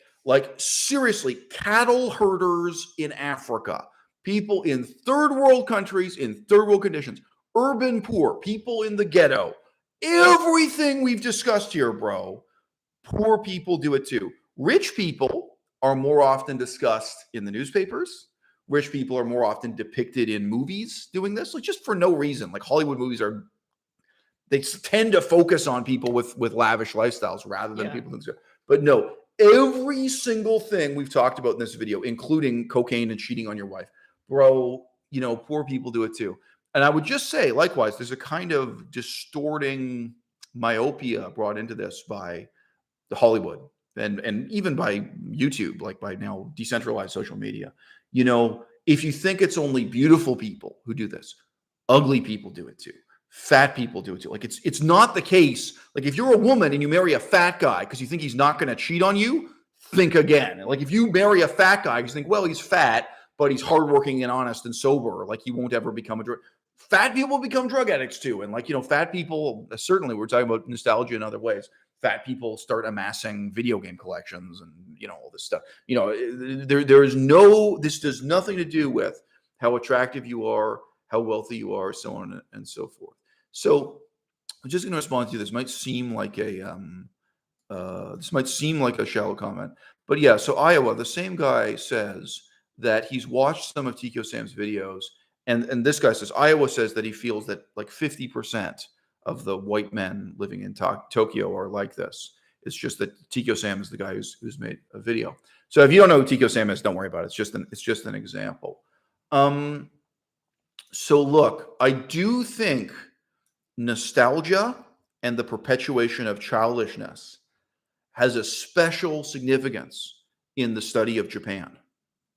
Like even the university level, like formal, like Japanology, whatever you want to say, Japanology as opposed to sinology, however you want to put it, it does. And the perpetuation of teenage attitudes in your teenage years, because perpetual childhood is one thing, perpetual high school dumb is another. It really does. So I'm going to give you a couple of really quick contrasts. Have you ever sat down in a classroom with a bunch of people, white people? I'm sorry. It doesn't really matter if you're, to quote Michael Jackson, it doesn't matter if you're black or white, but I mean people who are born and raised in America or people who are born and raised in Western Europe, regardless of the color of their skin. But if you sat down with Americans and Europeans, see, now I have to include Australians, whatever. How am I going to make up this category? Have you sat down in a classroom of Americans and Europeans who have devoted their life to the study of Tibetan as a language, Tibetan politics, and Tibetan history? They're so different from the people who study Japan. They are so different. And you guys know, I don't like Tibetan Buddhism. I do not glorify Tibetan Buddhism. I do not support Tibetan nationalism. I don't. I'm not sympathetic to that cause. Okay. Now, if you think this is too kind of high and rarefied an example, talking about people who are like studying it in university, well, for one thing, it's not anyone can enroll in those classes. Like literally, if any university that has a department with professors of Tibetology, professors teaching Tibetan, anyone can go and enroll. So it's not really elite. Anyone who can afford it can go. Right? White people who choose to become English teachers in Tibet, right? They're very much the same character, like people who just prepare and they start studying Tibetan as a language and they go to live and work in Tibet as an English second language. They are totally different from the people who choose to go into Japanese as a language and totally. Now, this isn't the only contrast we could offer. I could go through a whole bunch of countries from the world, but I think Tibet it's an instructive one right away, right? And by the way, some of those people who go to Tibet, some of them do get married to a Tibetan woman or a Tibetan man. I've met those people too. I've known some of those people. Some of them do. Like some of them, their sex life is part of it, or what have you. The relationship of the foreign observer to Japan, it's kind of uniquely imbued with this toxic nostalgia. Now, why? I'm here to be honest with you. I think there are two factors that are extraordinary. Nobody grows up watching Tibetan cartoons. Nobody. When I was in the classroom with people learning Japanese, and when you're on YouTube looking at guys like Tikio Sam, you are very often looking at white people or black people or Hispanic people, Western people, European and American people who grew up watching Japanese cartoons, playing Japanese video games, reading Japanese comic books. That doesn't exist with Tibet. Again, I'm not saying this to insult anyone. Do you know any white people who grew up reading African comic books, watching African movies, African cartoons, playing African video games? I've never met a single white person. And I've met white people who grew up in Africa. Literally, I met white people who were born and raised in Africa. They didn't watch African TV. They watched white people TV, whatever I want to say. They watched European and American TV growing up. They grew up in Africa watching the Dukes of Hazzard, watching California movies made in Los Angeles, California. You know what I mean? This kind of thing. So this is extraordinary. You're like of anywhere else in the world that you can compare it to. If you're again, nobody grew up watching Cambodian cartoons, right? At one point in my life, I was studying Cambodian as a language. I chose both in terms of humanitarian work and research, right? Okay. So do you want to say something? No, I'm not going to fear. I've even had to think about this with Chinese cartoons just in language study because I was looking. Right. And that may come in the future. We're recording this in the year 2022. It is possible in the future people will grow up with Chinese cartoons, Chinese video games, but currently it's not. Currently, there aren't any people my age who grew up with Chinese culture that way because of communism and other factors. Right. Not compared to Japan. But anyway, going in. Yeah, no, I was watching a video from a YouTuber who lives in China, and she was going to a coffee shop in Beijing.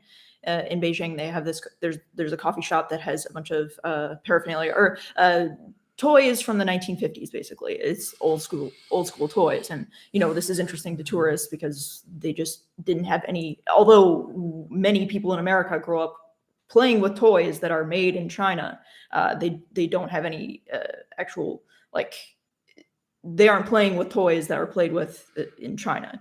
Yes, yeah. So there's this disconnect between these cultures. So yeah, right. No, I'm sorry. So just to flesh that out, the point is you can live in America and own a Barbie doll that says made in China. So I don't know if this is still true. When I was a kid, it said it on her foot. So if you turned it up, it said in tiny letters on Barbie's foot, made in China. Yeah. I don't know if that's still true today or not. You can play with a G.I. Joe, a soldier, a toy soldier that's made in China. However, it's designed in the United States of America.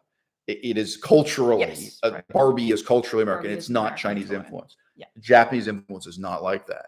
People are playing with Japanese toys, even if the Japanese toys are also made in China. They may not be made in Japan, China. But it's a Japanese narrative. It's a Japanese story. Exactly. And this is a very powerful thing. Now, a question I asked just in a written comment on the internet yesterday is, how comfortable are you with Saudi Arabia entering that competition? We all seem to have thoughtlessly just embraced Japanese influence in raising our children. Our children are going to grow up with Japanese fables and a lot of deep Japanese cultural influence. Well, guess what? Saudi Arabia's got money and influence too. They just bought up a Japanese video game company, the Neo Geo company. It's called SNK, the company, but their famous video game console is Neo Geo. It's now owned by the Saudis. How comfortable are you with your kids watching cartoons, playing video games, reading comic books that are controlled by a Saudi corporation or made to reflect Saudi taste? And this is part of the reality of multiculturalism. There will start to be anime made in Africa. If there isn't already, by the way. There will start to be cultural products competing for the attention of children made in South America, made in Africa, made in Cambodia, made in Saudi Arabia. But for people who are alive today in 2022, there is a unique, overweening, powerful significance to Japan that is not like anywhere else. And I just mentioned, for the sake of completeness, there were Black people in New York City especially who grew up with Hong Kong movies, Hong Kong action movies in the 1980s, 1970s. Yeah, 1970s and 1980s both. That's true. But at that time, Hong Kong was very different from China. It was very different politically and culturally. And those action movies, they were made with the hope of reaching a Western audience in a certain way. It's very different. And you could probably talk about it. And that's over now. That culture is now dead. But you can talk about, the famous rap group, Wu-Tang Clan. The reason why it's called Wu-Tang Clan is the reason why they use that name and the names of many of their particular songs. Yeah. They were influenced by Hong Kong action movies, right? But this is not really Chinese culture. At that time, you really have to talk about that as Hong Kong culture. And it seems like that's over and done with. I think it's fair to say, it's an interesting contrast. Hong Kong had more cultural influence in New York City in the 1970s than it has today. Like today, it's less. Today, Yeah, I think Japan. so. Today there are black kids growing up in New York who watch Dragon Ball Z Right. and play the video game and use the collectible cards like Pokemon and stuff like this. Mhm. Like there's this huge influence in the childhood of black people in New York City. Again, white people and Hispanic people also. It's just the example uses black people from Japan. Mhm. But is there that influence anymore from Hong Kong? No, not at all, in my opinion. That's actually decreased. And in terms of communist China, the answer is no or not yet. Communist China doesn't have anything comparable to Pokemon in our lives. And for a lot of children, I've had a few people admit it to me. I feel embarrassed of them, but Pokemon's a huge part of some people's lives. So this is one element. And now I'm not going to repeat everything I said in the first hour of this video, but this brings with it the potential for toxic nostalgia to an unbelievable extent. And what I see is people going on again and again, trying to vindicate the stupidity of their youth with the stupidity of adulthood. But look, here's another difference. And some people are uncomfortable talking about this. You know what the difference is between Japan and Tibet? What percentage of the mouse clicks on Pornhub are to watch Japanese pornography? And what percentage are to watch Tibetan pornography? Like, does Tibetan pornography even exist? Does Cambodian pornography even exist? And look, in the future, it probably will. Like, I know, like, on the internet, everything exists. You can find, if you search for it now, you can find examples of Tibetan women in pornography. I'm not saying there's zero on the internet, but this is a dominant influence in the lives of many Americans growing up, many Western Europeans growing up. Japanese porn, both anime porn, like erotic anime, erotic manga, erotic movies of this kind, but also just actresses on film, real life pornography, not animated. Yeah. This is a huge influence on young people growing up. And the difference between women and men is that the men admit it. If you think women don't watch pornography and aren't influenced by pornography, they are. There are white women who learn Japanese and moved to Japan, and for them, the main pornography they watched growing up was Japanese pornography. I can remember talking about this with people. This was in Laos specifically. As it happened, I never talked about this to anyone in Thailand or Cambodia, but specifically in Laos, I remember talking to them about the fact that, look, you are growing up, you're developing, and all the pornography you watch is American. Like, don't you think this has political and ethical and psychological implications? Like, your whole concept of beauty, and this is Laos. Specifically, you are living in a country that was bombed and destroyed by the American army. Like, the main thing in your history you're dealing with is this country was carpet bombed by America. There were landmines everywhere, still from the American War. There were unexploded ordnance, bomb fragments. So the big tragedy of your country is getting militarily destroyed by America. And you all watch American porn, like starting as teenagers or whatever, or starting as children. All of you on your mobile phones have American porn, an American standard of beauty, American notions of romance and kissing and sex and everything. This is your ideal, and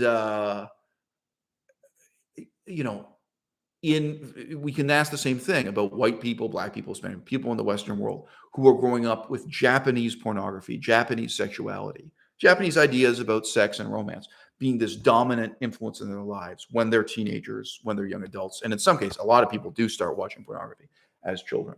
And but even the ideas of beauty, of what is a good-looking woman or what is a good-looking man, being really shaped by Japan's #1 export, Japanese pornography.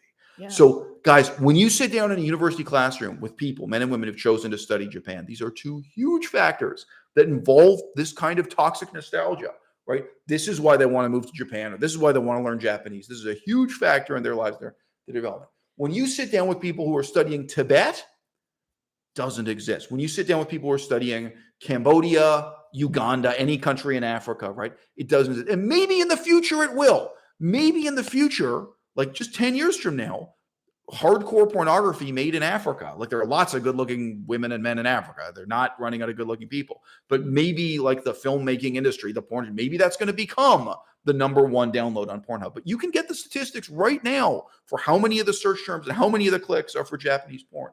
It's a huge dominant influence in the Western world. It's a dominant influence in China and within Asia too. Today, like for my generation, for people who are alive today, talking about the last 10 years, the last 20 years, whatever, Japan has been in this status, both in, video games, manga, anime, children's entertainment, all this stuff, cartoons, but also in hardcore pornography. They have had a unique status in the world that has these kinds of really crazy knock-on influences for everyone's lives long term. Yeah, it was. Yeah, no, I guess that's part of why the concept of a weeaboo is insulting, Yes. or it just inherently is kind of embarrassing to be described that way. That there's some sexual element to your interest in Japan. So that there's a sexual element. I just mean or right. No, that there's a sexual element to it, or that there's a childish element to it, or both. Or both, yes, right. Yeah, I mean, because even if you aren't interested in Japanese porn, if you are interested in Japanese video games, many of the Japanese video games are erotic, and a lot of the anime is erotic, even if it's not. Yes. Specifically yes. pornographic, it is. That is right. That is a difference. And look, and just to be fair, that would be true if we were having this conversation in 1965. Many detective movies made in America were erotic. Many detective comic books, like it's about a detective solving a murder mystery, but actually there's a lot of sexuality and sexy women and so we're not being unfair to the Japanese, but yes, a lot of the manga, a lot of the anime, even if it is not explicitly erotic in the same sense, it has a lot of erotic content. I when I was learning Japanese, I tried to look at different cartoons where I could actually practice the language. Not a great method, frankly, but I remember one, and it was aimed at children, and the main character, the male protagonist, was a child. It was a small child in school, but they always had these sexy adult female characters standing around him, and even literally, so the camera, this is a cartoon, it would be on this guy, he's knee high, but there's a woman in a skin tight short skirt standing behind, all the time he's interacting with these sexy adult female characters. There's a lot of erotic content and joking about sexuality. And there'd be adult male characters who'd be trying to seduce the female characters. There was a lot of erotic messaging and a lot of information about romance and adult sexuality built into a Japanese cartoon that was for children. The reason I was watching, I was literally sitting there trying to practice language. It didn't last long in my life, but you're doing language exercises. But yes, these things, they can be laden with erotic messaging and moral messaging and ethical messaging. Yeah, and we currently don't get that from Saudi Arabia. We don't get cartoons and children's or video games. We don't get nobody grows up playing Saudi video games. We don't get that from Uganda or anywhere in Africa. I don't know anyone who grew up with South American culture that way. The extent to which it's even possible to grow up with that kind of cultural influence from Germany or France or Russia. Do you know anyone who grew up watching a lot of Russian movies? You know what I mean? So yeah, this has been up to this point a unique part of the Japanese phenomenon. And then, what happens as you go on in life? So in terms of this pattern of Oliver says that's true of French bande dessinée and so on. Yeah, but only within France. That's all I'm saying. So it's quite so. Oliver, what you say is quite true. There are people who grow up in France like that, and there are people who grow up in Spain. I know that the French erotic comic books and so on, they do get translated into Spanish. There's a little bit of cultural bleeding over the border there or whatever, a little bit of, but I trust me, nobody is growing up in New York City or California influenced by French erotic comic books. Nobody's growing up in Australia influenced by French erotic comic books, whereas Japanese erotic cartoons, comic books, it's a huge influence in all of those places. That's all. But that is true. Within France, French culture has that influence, and within Germany, German culture has that influence. No doubt. But basically when you're talking about exporting to other cultures, So look, in terms of this cycle of self-justification and of vindicating your stupidity from one period of your life with the stupidity of another, then what I see, and I see it in many of my fellow YouTubers and so on, is exactly this insistence that video games can still make you happy, that the anime can still make you happy, that the movie, the comic book, and certain kinds of risk-taking sexual activity can still make you happy, of wanting to cling to that, wanting to vindicate the bad decisions you made in the past by basically making the same bad decisions again, but with the delectation of an adult person or of a middle-aged person or of an older person, instead of with the fear and trepidation and ignorance of youth. Because as I said, there was a time, if you can remember back far enough, there was a time when this was terrifying. Most men, if they're honest with you, most men will be able to tell you a story about the fear and trembling they felt the first time they bought a pornographic magazine. Now, today, the internet has changed that. But just to walk up to the counter and take the magazine and walk up to the front, what are they going to say to me? What's going to happen? You know what I mean? Yeah. Most men, that's a passage in life. Well, guess what? You can still buy a porn mag today. You can go and buy one as a middle-aged person, as a full grown. You can't feel afraid anymore. The thrill is gone, right? And again, you can go hang around a bar, or you can go to a punk rock show or a rap show. You can go to a musical event. The fear is gone, And again, I'm not saying it was meaningful before and it's meaningless now. It was meaningless before. It's meaningless now. But you have to actively engage in this kind of toxic nostalgia to try to convince yourself this is something you appreciate and so on. So, yeah, for sure. You want to? Okay. Kiss.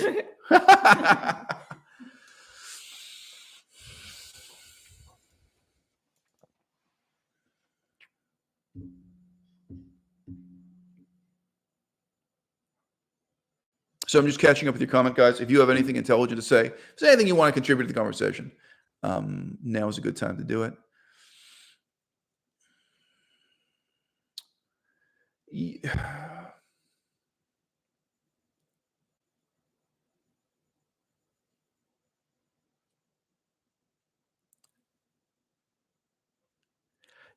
It's funny too, because very often in talking about how to overcome your own ignorance, how to overcome your own stupidity, how to be a less shallow, childish person, very often even I recommend to people that they go out and live in another culture or learn another language, challenge themselves. So you meet people who are very sheltered. You meet people who've lived their whole life in Detroit and have never been anywhere other than Detroit. I once heard an interview. I think this was just on the radio. It's possible it was via YouTube, it was by the internet. But I once heard an interview with an Inuit guy, a guy who was born and raised in the far, far north in the Arctic Circle. So they cover a lot of territory, the Inuit, but he was really from the far north, even relative to other Inuit. And his life was so terrible growing up.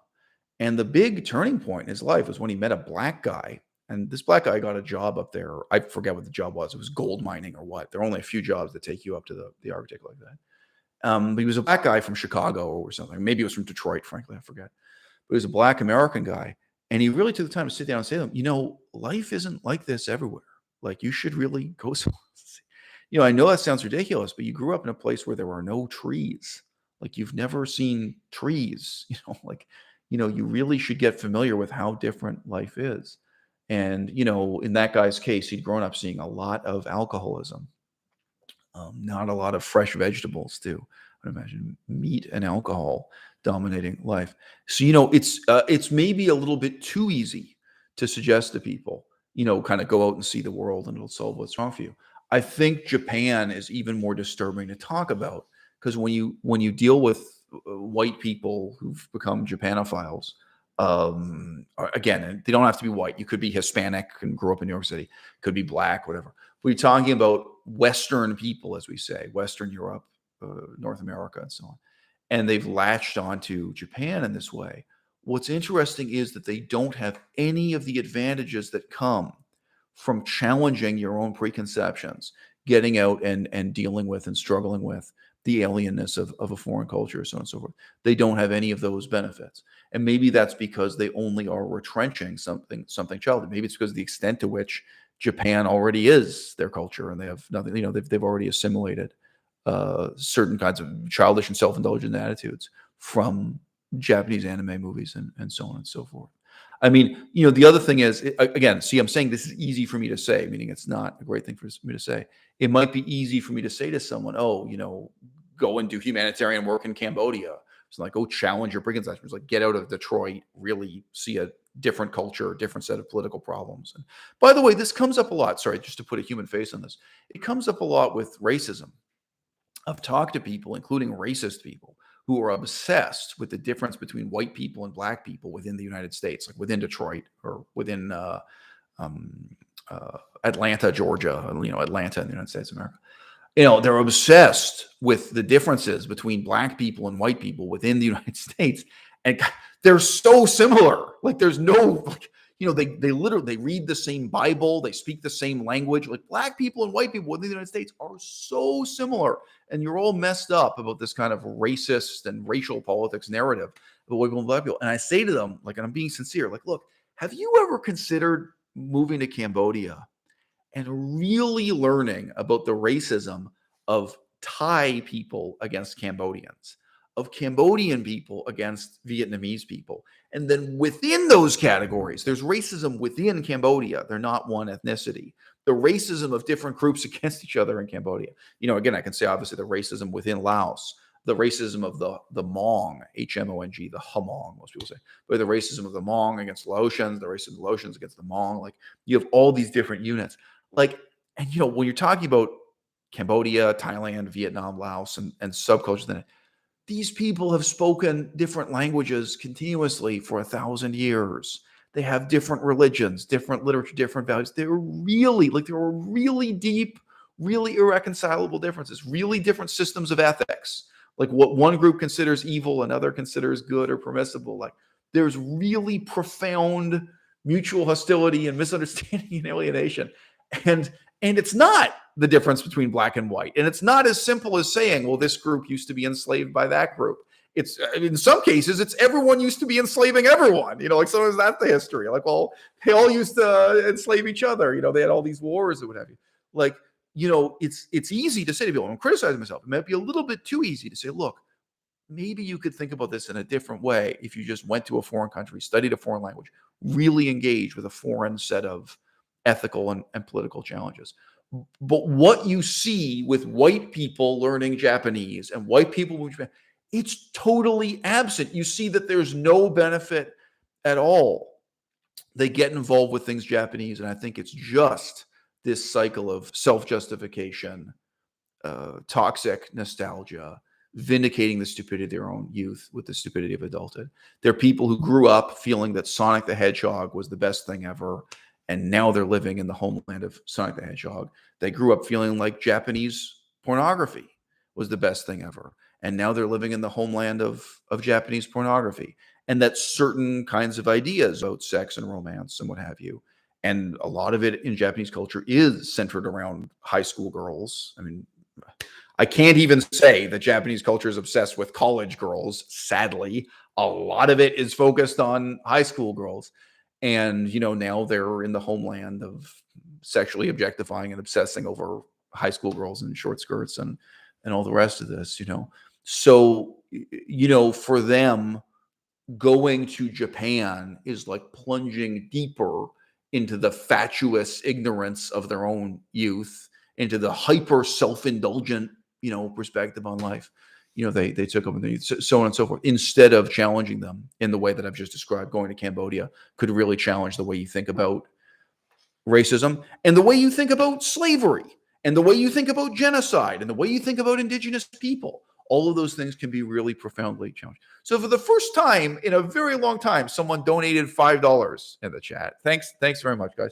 There are many ways to donate money to support the channel, and I don't ask for it. The last time I did a fundraiser, really with no questions asked, my supporters donated $2,000, which to say I appreciate it is an understatement. It's just wonderful to know people, basically, because I asked for $2,000, people gave me $2,000.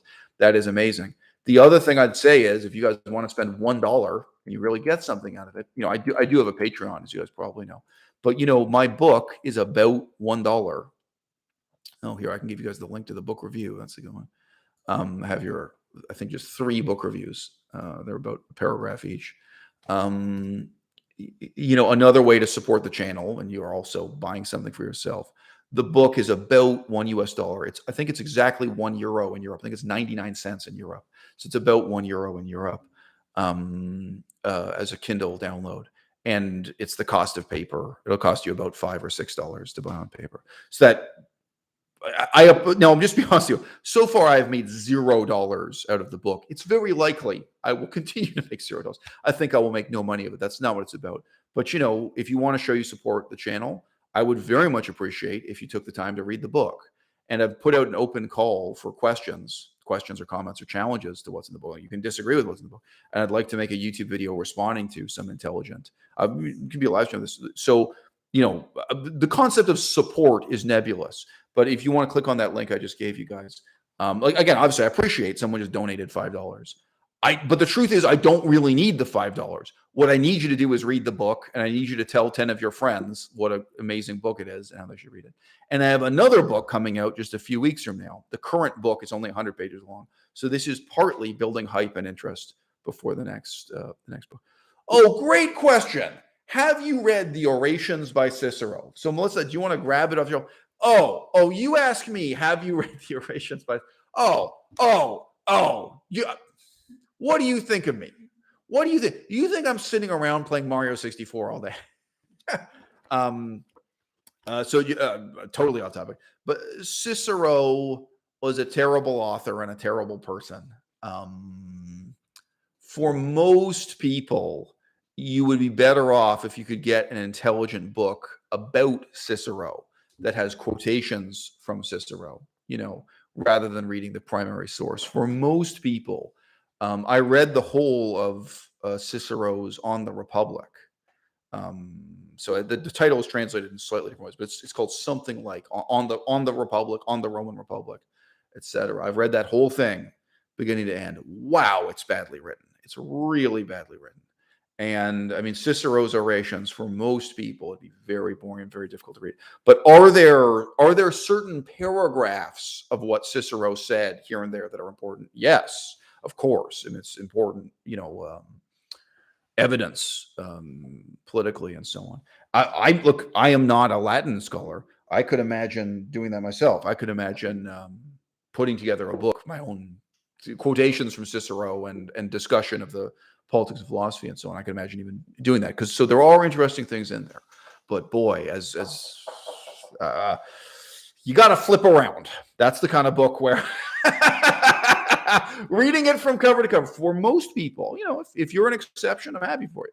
For most people, hit thumbs up, by the way, guys. It's great. But I think there are 3 people in the audience right now who haven't hit thumbs up yet. All right. Anyway, so thanks for the donation. But if you've got the time and the money for $1, that book is only 100 pages long. Most people tell me they found it very action-packed and they read it very rapidly. They told me it was a page turner. So regardless of how long it is, that they read it quickly. And a lot of people, I think the majority of people who sent me an email or a message about the book, the majority said they want to read it a second time.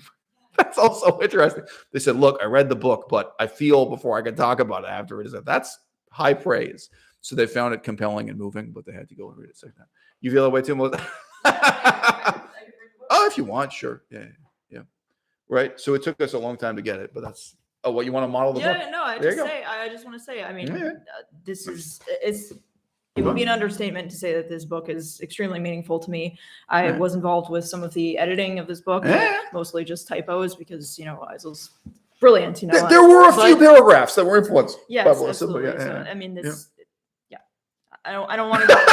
I don't need to go on and on, but it is an extremely important book in my opinion, and it's one of the most important books written about veganism. So. Well, okay, so I'll just say the concept of an important book. I'll say this. There's this old quotation I trot out every once in a while that So okay, if you want the real quote, Mahatma Gandhi said, "There are some people so hungry that the only way God can appear to them is in the form of a loaf of bread."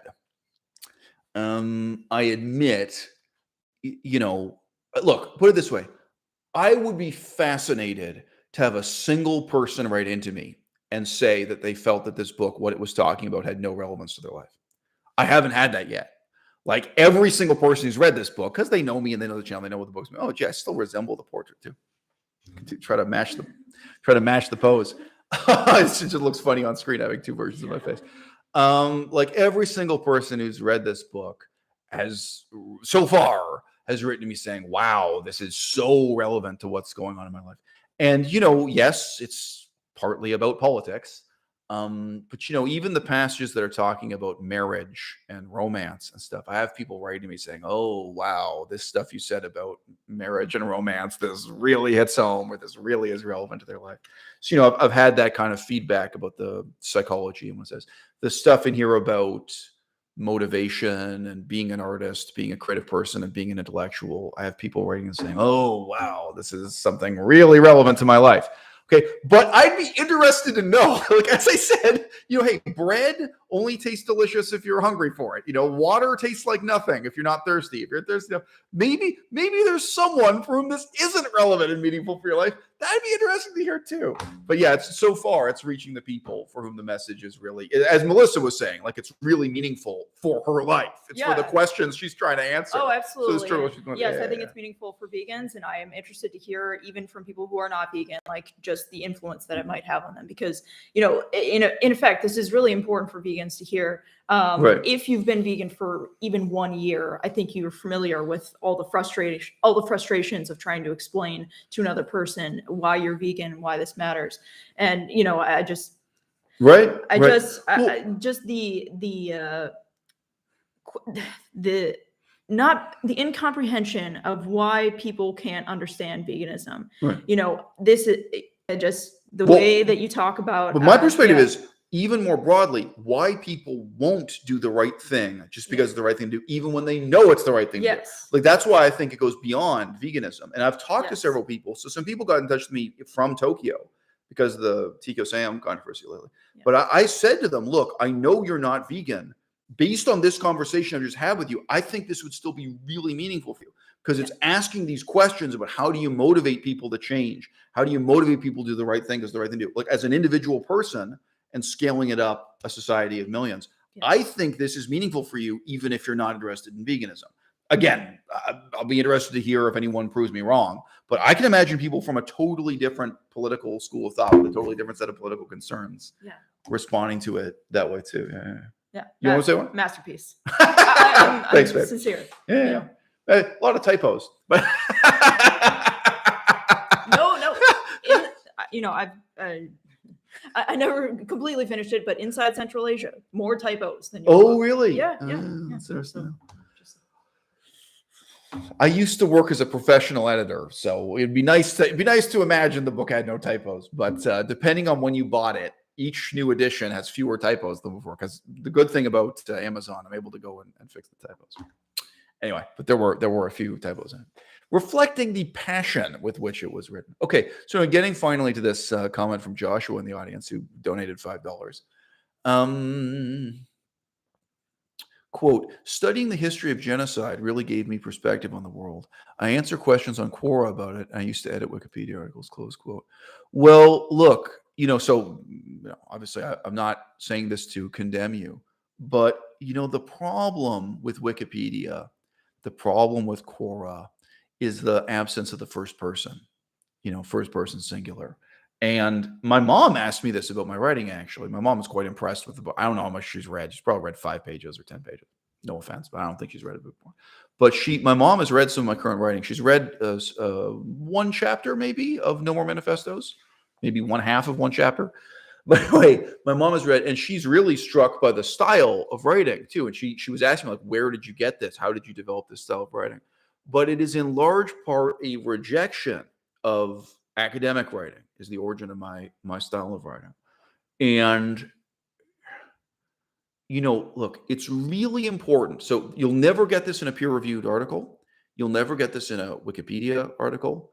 And you'll never get this in Quora or this kind of, sanitized factual approach. It's really important to write in the first person.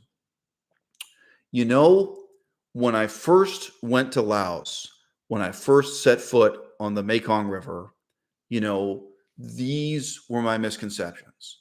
And this was the research I was doing. And here's what I understand today. And here's how I overcame those misconceptions. No, of course, it's great to also have the other elements that you might find in an academic article. It's great to present, what are your sources, to prove your case, to present your thesis or whatever. But that first person element is so important, and it's so utterly lacking from Wikipedia and Quora and peer-reviewed journal articles. Even if you just include, so we're talking about First Nations genocide, even if you just include, look, there was a time when I assumed this and when I saw it this way, but then I read this book, and again, maybe, and then I realized this book was wrong and I read these 2 other books, whatever the process was, I think it's so important to include that first person singular autobiographical element. And of course, this is part of why I do YouTube and part of why I do it in the way that I do. One of the first videos I made, this is many, many years ago, I talked about the fact, look, I am not going to dissimulate an academic paper, an academic essay, this kind of procedure. That's not what I want to do. And, I said, look, I'm here to give it to you raw. I'm here to really keep it real. This is when keeping it real goes right. You know what I mean? And I'm here to really include my own ignorance, my own bias, my own passions, not as an end in itself, not as a form of self-indulgence or ego exercise, but I think that's exactly how we learn together. We don't learn by making mistakes. We learn by noticing them. And nothing could be more precious than sharing with others, the mistakes you've made and how you notice them and how you redress them, which is very often the origin of that kind of research, So I just say, I think nobody in my audience has read my own father's writing, but my father also wrote and published books.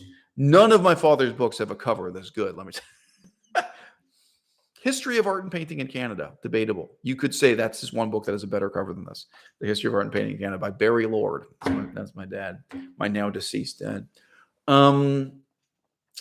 If you go back to even his earliest writing, like the History of Art and Painting in Canada, he is cheerleading for First Nations. He is cheerleading for American Indians, Indigenous people.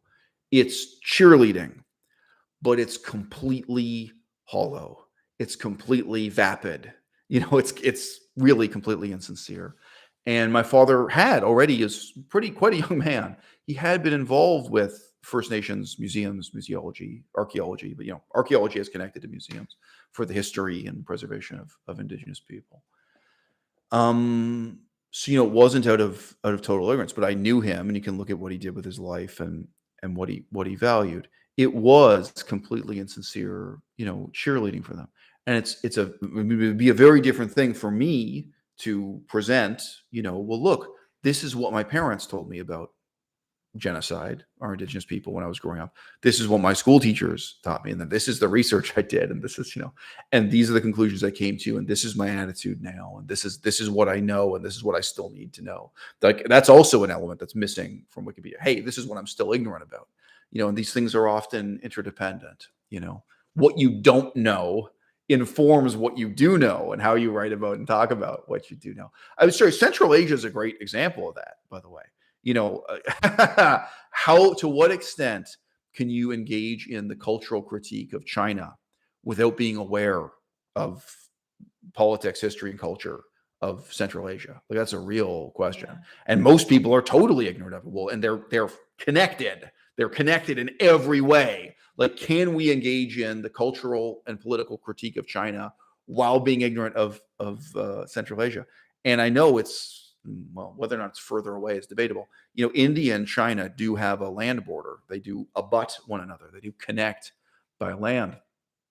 We nevertheless think of India and China as being quite far away from each other because of the shape of the countries involved and because of the distance between Beijing and New Delhi, but not the distance between the extremities of the country.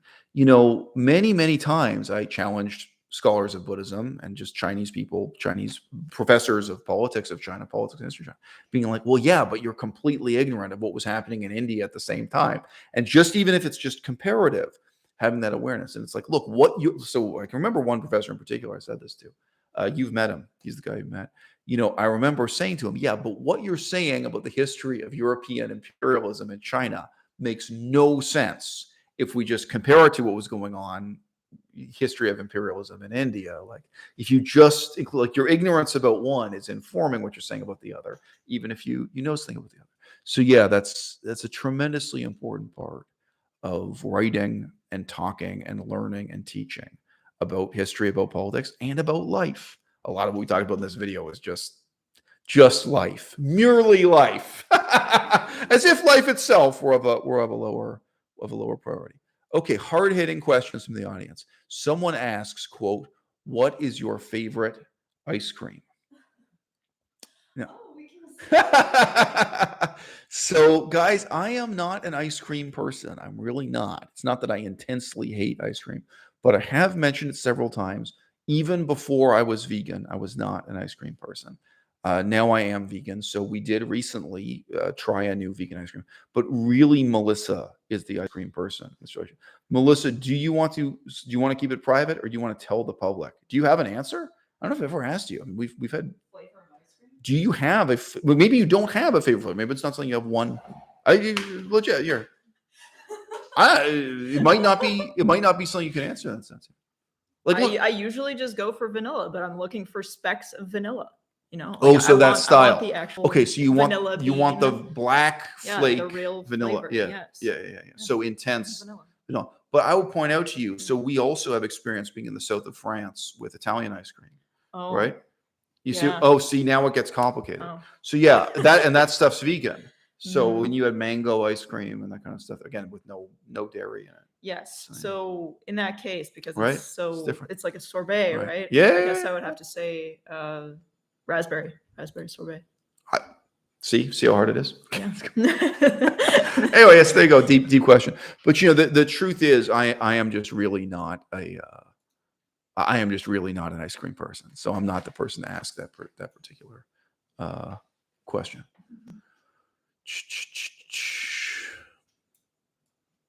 Oh, wow. So we have some well-read people in the audience. Random Dude says, quote, "I think John Adams read it in the original language." So Random Dude, if you read No More Manifestos, my book that's coming out next, there's quite a lot of critique of John Adams. And I'm sorry to tell you this, but I think John Adams was really lying about most of the stuff you read. He's a really strange character. I mean, John Adams was a really, really crazy guy. But the extent to which he and his whole generation were pretending to have knowledge of ancient Greek and Latin sources and did not really understand what they were reading is one thing. And then the extent to which John Adams in particular was really an insane, malevolent person who was constructing a bizarre fiction about the history of politics in Europe. That's another. John Adams is a really dark character once you get to know him. I'm currently reading this book called 13 Clocks, and it promises that later it's going to get into John Adams a bit. But John Adams and Benjamin Franklin, they were really the most influential people, writers, authors, generators of ideas in the years just leading up to the American Revolution. And of course, that's partly due to luck. John Adams published just the right book and just the right essays, just the right time. But he was very influential at that time. Nobody reads his writing today. But I do not feel any guilt in saying that the writings of John Adams about democracy are both evil and insane. And why would I say guilt?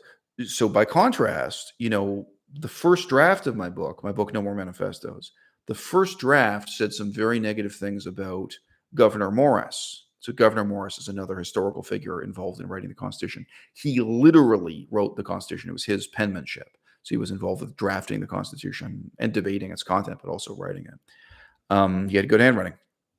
Gouverneur Morris, in the first draft, I was very harsh. I was condemning him. And I do feel guilty about it. And the final draft, it will be more understanding, a more nuanced view of Gouverneur Morris. But my view of John Adams is very, very negative. So sorry, digression from the topic of this video. Talk about nostalgia in relation to the American Constitution, toxic nostalgia and the American Constitution. But anyway, I appreciate the comment. Someone who knows who John Adams is and knows his claim too. So someone says some negative comments about Mohandas Gandhi. I have an incredibly negative view of Mohandas Gandhi. My long-term viewers know that. So I'm not reproaching you for this, but this viewer, you're probably just unaware that in the past I've made videos with in-depth discussion and critique and frankly condemnation of Gandhi. If you want to jump right to the chase, there's a famous article harshly condemning Gandhi that was published in Commentary magazine. So probably if you just search for those two things, Mohandas Gandhi and Commentary magazine, put Commentary magazine in quotation marks from Google, you will get a very harsh condemnation of Gandhi, which it's famous. It's remained famous for decades, and it includes discussion about his sex life and his totally insane religious views. By which I mean views that were considered insane by other members of the Hindu faith at that time. Yeah. So yeah, but long story short, Gandhi was a bad guy, and I have made other YouTube videos talking about it. It's come up certainly in vegan activism many times. So a comment here about the YouTube algorithm. I do not believe in the YouTube algorithm. I mean, there's a very real sense in which I do not believe it exists. When you look at my YouTube channel today, the number of views I get on things largely reflects, it's human behavior, the level of human interest, how many people actually click on something. That is what you're looking at. And, obviously in some ways that is humbling and humiliating and disappointing. And what can I tell you? It would be nice to imagine. I think people do live with this self-justifying view that there's a huge audience interested in their work, and that audience isn't able to find their work because of the YouTube algorithm. I do not believe that at all. I think that's a real self-justifying, self-mystifying lie people live with. Anyway, I just put a post on my Patreon to an old video I made about Sam Harris. And I think that got about 4,000 views from memory. So it's not that fresh in my mind. But, me sitting on camera insulting Sam Harris, criticizing his writing, to some extent it's an intelligent critique, but it also contains me really cussing the guy out, really saying this guy is an idiot. Sorry, so I'm not saying it's a stupid video. It's an intelligent video, but it's also entertaining because I'm really being quite insulting and cruel in stating just how stupid and wrong Sam Harris is. Well, you could sit there and feel sorry for yourself and say, oh, this should have 1 million viewers or something. And there's another view that's appreciative and say, wow, isn't it amazing that 4,000 people managed to watch this video I made about Sam Harris? When you are giving advice that nobody wants to hear. Nobody wants to hear Sam Harris is an idiot. He has his fans. How many thousand people do you think you could reach that? And again, I got to compare myself to my own university professors. I don't think any of, just being real with you, think about all the people I've known with PhDs. Could they make a 15-minute monologue on a topic, an intellectual topic, a political topic, and reach just 4,000 people? So it's amazing, and I can't blame any algorithm. I don't think about these things in those ways. And look, if you think it's tough working with the so-called YouTube algorithm, if you think it's tough to reach 4,000 people with a hard-hitting, disquieting, intellectually challenging message on YouTube, how about reaching 4,000 people with a book? How about a pamphlet? How about the written word? Okay. It's hard, and for most people, it's impossible. And by the way, it is a proven fact. The way Sam Harris got famous was because of the wealth of his parents. He had multimillionaire parents, and his parents were uniquely well connected in Hollywood. So they had Hollywood agents and book agents and so on, and they made him into a celebrity through very cynical means. Well, if your parents are multimillionaires with connections in Hollywood or connections in the marketing and advertising and publishing world in New York, that's another thing. But the vast majority of people would never be able to write a book that reaches just 4,000 people. That's really hard. And I'm out here hustling. It's great that 4,000 people watched that video. It would really mean a lot more to me, and it would really mean a lot more to you. It would mean more to the audience and the readers if 4,000 people read the book I already published, let alone the next one I'm about to publish.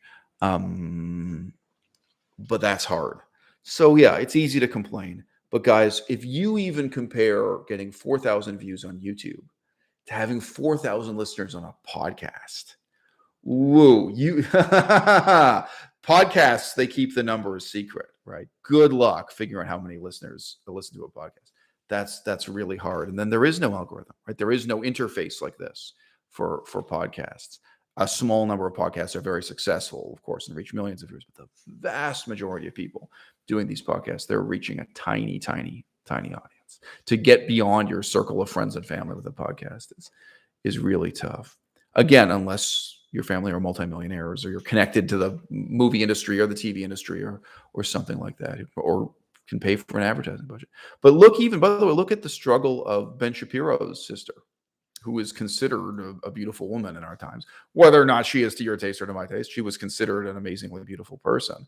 So that's someone who was already famous, already considered extremely attractive, already had a huge audience because of her brother's fame. And she really struggled. She paid for a lot of advertising. She struggled to get just a few thousand viewers on her channel, where she talks about being a right-wing conservative Orthodox Jewish mother. This is her, her message. So no, it's not easy, but as hard as it is on YouTube, you got to calibrate your expectations. Because guys, okay, what's easier? I reach 4,000 people with a message. What if I got a PhD and then I pay a ton of money to get a PhD, then pay a ton of money to present a paper at a conference? It's so depressing. You present a paper at a conference. Maybe there are 2 people in the audience who are interested in hearing the paper. Like maybe there are 8 people in the audience, but others are there because they have to be for the conference, But seriously, and I've talked to people with PhDs, they know about that. It's like they paid for an airplane ticket, they paid a couple $100 in conference fees, they paid for a hotel room, they put all this work into writing this paper. They had to get a PhD in the first place. Then you stand there at the podium, you read this, and nobody cares and nobody wants to hear it. And maybe if you're lucky, it gets peer reviewed and published in, and then rots in a dead end in the internet. A lot of them don't even print on paper anymore. So it's a PDF somewhere on the internet that people have to pay hundreds of dollars to access if they're not at an institution. They can't even get it through Google, right? It's off limits, and nobody ever sees their hard work. It never reaches an audience. So YouTube is a lot better than that, and there's no algorithm involved with peer-reviewed publications. Just one really brief anecdote about that. I made a YouTube video that reached several thousand people. Sorry, I think, but definitely more than 3,000. I forget if it's reached 5,000. So, a little bit. Let's say 3,000 though, to be conservative. But I made a video that reached several thousand people, and it included a link to a peer-reviewed paper, which, like I say, is a PDF on the internet somewhere. In this case, it's unusual because it's a free journal. So you don't have to be a member of a university library. You don't have to pay $500 or $200 to access it. It was free for anyone to download this PDF. So the video reaches 3,000 people, and I get an email of appreciation from the author of the PDF, the academic article, and it was so sad. The editor of the journal had sent him an email, and this is forwarded to me saying, "Hey, wow, this is really great. Look at how many people clicked and downloaded the article. And unlike our normal readers, these clicks, they're from all over the world. Like some of them are from Brazil, some of them are from China. I have viewers all over the world. It's like 15 people." 1 to 5, like 15 people had downloaded this video. And for them, this was exciting. Hey, wow, 15 people in a week read this article, or at least downloaded it. Maybe they didn't even read it. They just clicked on it, right? So yeah. This is in some ways similar to the discussion of nostalgia. The algorithm is not an algorithm. The algorithm is a self-justifying mentality people indulge in. And, maybe it's hard to accept only 4,000 people are interested in watching that video. It's a great video. It's a very entertaining video, as well as intelligent and informative and an important video. It has a political point and a moral point. I may feel it's a really great video, but just accepting maybe there are only 4,000 people in the world interested in hearing this. Yeah. Yeah, I will just say I've had to think about this too, because on a personal level, there's a certain amount of truth to the statement that, like, your influence on my life has totally transformed how I see the world, and I cannot imagine any other channel having had that influence on me. So in a sense, I think to myself, like, how is your channel not more successful? But sure. Then I think of your book as well. Right. I don't want to keep raving about how important your book is and how much I really value the information, but also just thinking about, like, you may not think that there are issues with the vegan movement. You may not think that there are issues. You may feel that you are doing the best you can and so on. But, like, I really appreciate that your videos are constantly pointing out what's wrong, because it's because I live with you, every day. Right. I am thinking, I have this exposure to all these issues. You talked about when we listen to the news. You think, maybe we should just move there, with the situation in Myanmar, right. like, let's go there. I'm always living with this influence. So I don't want to forget that or take it for granted. Yeah. But most people who know you, they know you through your YouTube channel. Yeah. They don't live with you every day. I can have a little bit of that influence on their lives. So too, I mean, right? like, I feel so lucky and fortunate to be always like inspired by you and living with that influence. But right, go on. like, your book, your channel, like this is influencing people in a way. And then you wish there were a million other people. I do. Yes, I really do, because I am living with that too, where I just think, we don't have time to waste. Yes. Well, look, I just want to, your way of phrasing it here, which is totally valid and true, is to point it out in terms of critique of what's wrong and in terms of not having time to waste. But the other thing I point out, this is true even of these conversations where I talk about us moving to Nepal, or I talk about some random things, moving to Puerto Rico and talking. These are shallow examples. There are deeper examples we talk about. But that's actually not critique. That's talking about aspirations and possibilities and being motivated to look to the horizon. And I think that's something people are lacking in their lives. And that's something my YouTube channel offers. And the book offers, and the live streams and the podcasts have done. So, I would be interested to hear if you have a different opinion, but like the criticisms that I have heard of your content in general, your YouTube videos, some of what I hear is that it's too negative, but I have not been more inspired by anybody else. I know. There's all this stuff talking about. I mean, there is a lot of doomerism. There is a lot on the internet where you can listen to something and feel totally discouraged, or also your own family in Detroit. Your own family, they could also be doomers. People just don't think anything's possible. Anything's better is possible. Yes, exactly. And you are constantly saying, you should be dissatisfied with the status quo and what you are living dissatisfied through. With your own mediocrity. Be dissatisfied with the mediocrity of the society, or the evil of the society you're living in. Right? And then you're something there. But that's also because that's what I would want as a viewer. That's what I would have wanted as a younger man. It's still what I want now, is that looking to that further horizon, looking to those possibilities. So you guys may not know this. There is this well-known phrase in English. It's an idiom in English. Politics is the art of the possible. Now, I'm emphasizing that it's an idiom in English because if you look back at what the German was, it has been creatively translated and reinterpreted from the original German statement. But anyway, politics is the art of the possible. Okay, possibility in the sense of what's possible is something we have to imagine and assert for ourselves, right? And even within the remit of this video, right? Like, okay, why do people cheat on their wives and collect video games and all that stuff? A lot of people have never thought through the possibility of leading a better life. And like talking about, people are still making comments about First Nations people, genocide, and so on. I understand. A lot of people have never thought about the possibility of knowing more than their school teachers knew, knowing more than their university professors knew, reading books and gaining a level of acumen and expertise, like gaining it themselves, not relying on someone else. Let alone doing humanitarian work or doing something political to change the world. But like they have just never even thought, hey, you know what? I could take 6 months out of my life and really focus on this, and it could change the rest of my life. Like I'd have a project. It doesn't have to take 10 years. I could work hard to learn the history of the Korean Ojibwe or any other example of this. And and there could be another research project of that. I was raised with a lot of bullshit about the Vietnam War. What if I took 6 months to really research, really challenge my interest about the Vietnam War? It's just a random example, whatever. Xinjiang, Central Asia, all kinds of stuff. Myanmar, whatever. Could be a whole series of things. But like once you start getting into the active research informed opinion mentality, and when you are challenging yourself, I can do something about this. I'm not powerless. If I don't like the political history of Haiti, I can change it, and at a cost, at a price. If you choose to get involved with the politics of Haiti, you're choosing not to be involved with the politics of Detroit or Japan or something else. Like you can't be everywhere doing everything. You can't learn every language. You got to commit to 1 million and one method. And then we start to get to the cost of that. But like, instead of being in a position of powerlessness and passivity, to live with, because again, if politics is the art of the possible, I know this isn't the meaning. It's not. The original German especially, it's not what they mean. So we're creatively reinterpreting the phrase. Like, really the meaning of what was said was German is like, in politics, you do what you manage to do. You know what I mean? You do what you manage. You get by with what's possible. But I'm talking about, mentating and visualizing and thinking about what is possible, pressing into the realm of things unimaginable to you, things you never thought about before.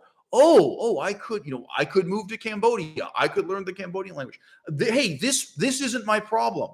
I could make it my problem. I was raised with these lies about genocide, but I can do better, whatever it is. And instead, people really live very often this small, shallow remit of familiar pleasures, whether that's watching sports on TV or going skiing or watching anime or playing video games. So I just say, I totally agree with what you said. And you put the emphasis on the critique.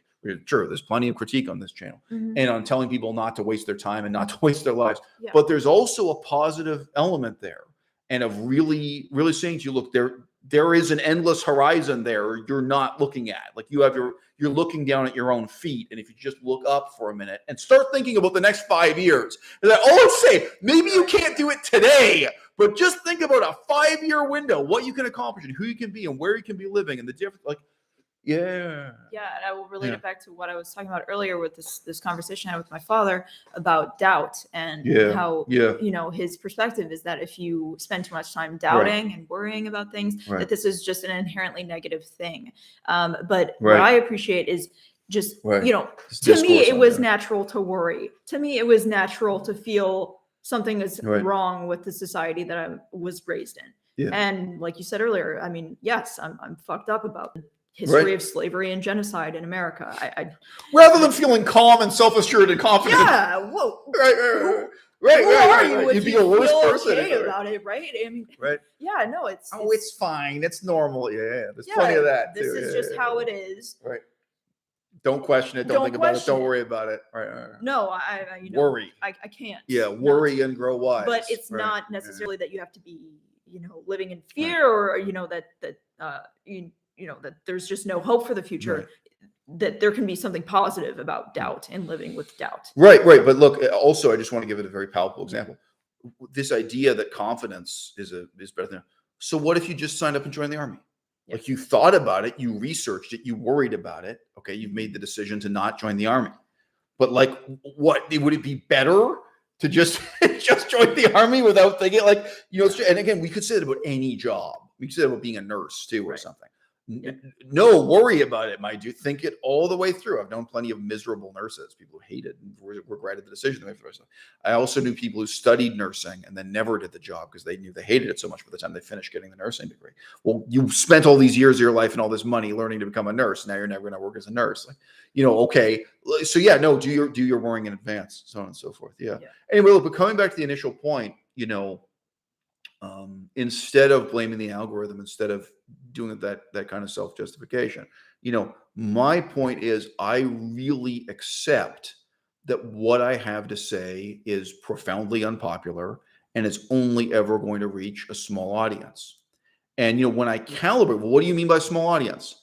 It's enormous compared to the people I knew with PhDs. I've already described that, who had to pay to fly to a conference, And I mean, like literally, even what I have to say about Buddhism, I'm reaching a larger audience of people who are really interested and really willing to listen than I could have ever reached by getting a PhD in Buddhism and presenting papers at those conferences. Because let me tell you, then you're presenting a paper to an audience they're ideologically committed to not hearing what you have to say. Another interesting comparison would be communism, like what you can and can't do.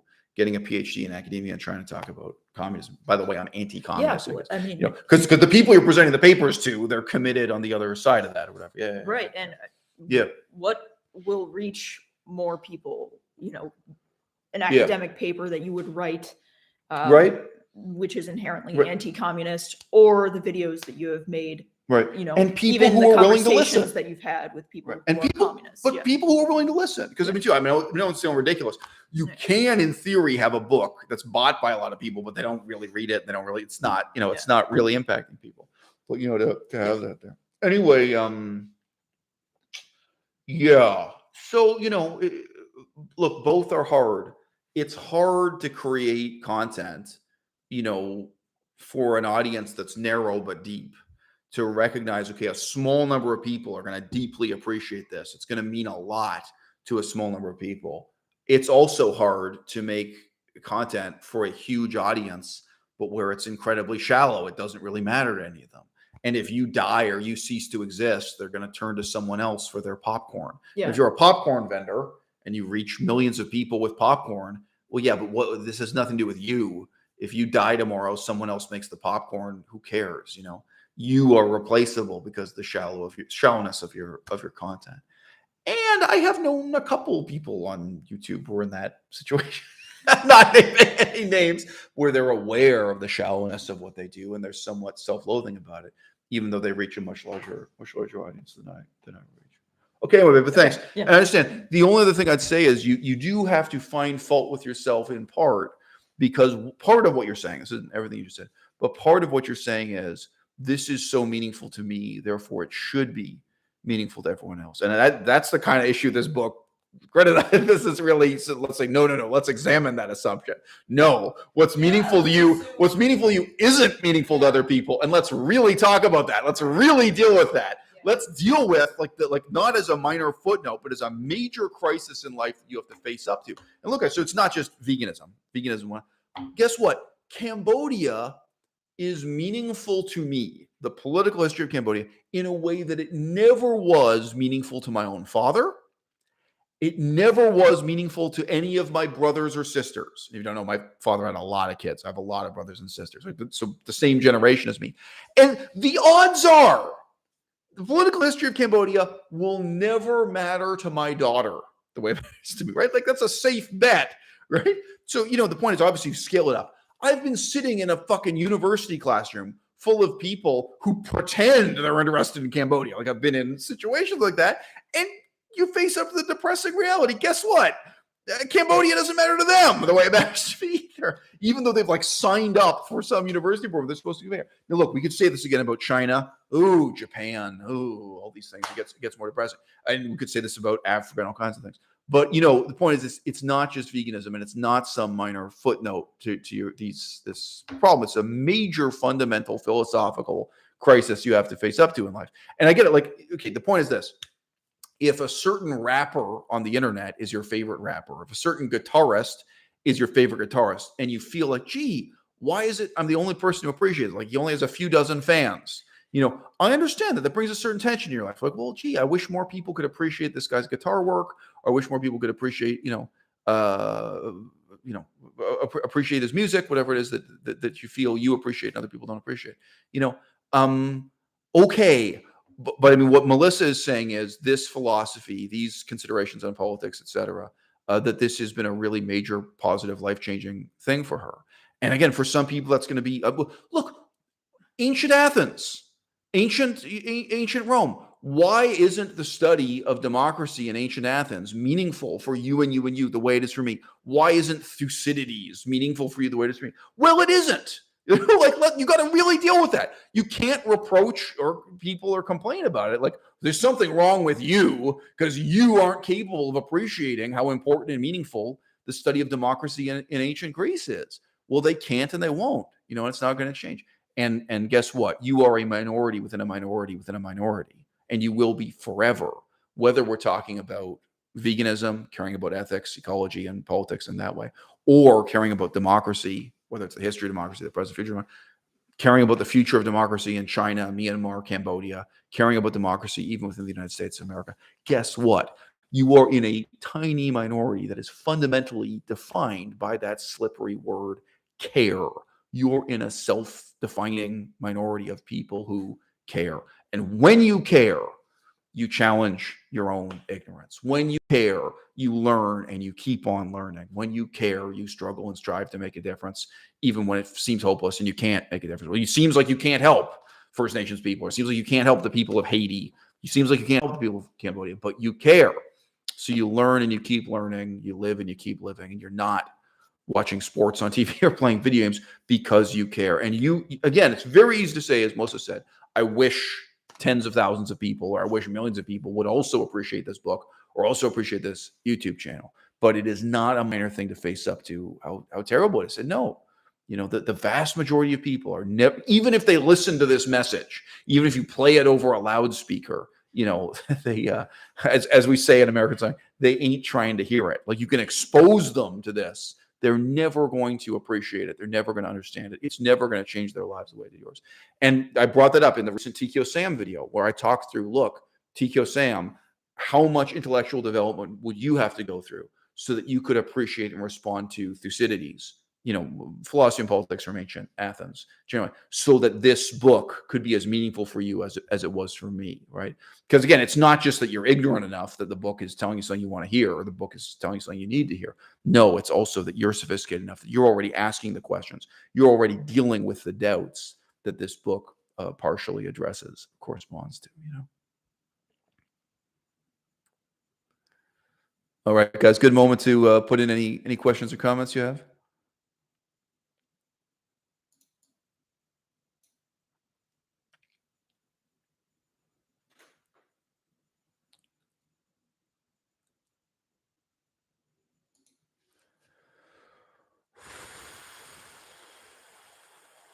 Great question from the audience. Is this your girlfriend? Do you think I'm paying a model to come on camera? I should. I should pay a series of models off of Model Mayhem to come onto my live streams and spice things up right here. No, she's an independent book reviewer. That would be interesting. Pay one of the booktubers.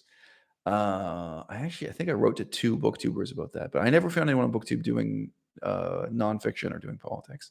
But it would be cool, even if I had to pay for it, to pay another BookTube channel to read and review the book. I'd be interested if someone critiqued it or someone just didn't appreciate it. I'd be interested to hear that. But someone who really read the book seriously and criticized. I don't mean someone who just in a shallow way, glances at the first few pages and responds to it. That would be interesting to hear too. Anyway.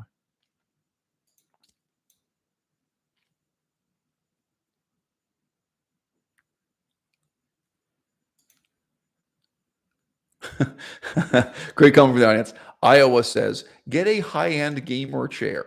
That is the secret. There's a very 2022 comment.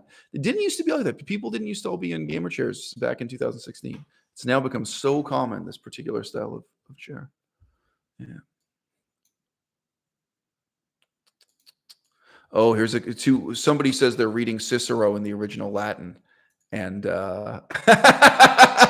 Oliver says Sallust is better than Cicero. So I would agree with that. I do think Sallust is more interesting than Cicero. But in all those cases, I think you get a very strong sense of the author's character coming through the writing. I don't know. I don't know if all Roman literature is like that, but I think everything I've read from Rome is like that. They were certainly not scared to speak in the first person and to have their own sense of character and morality and perspective come through in their writing.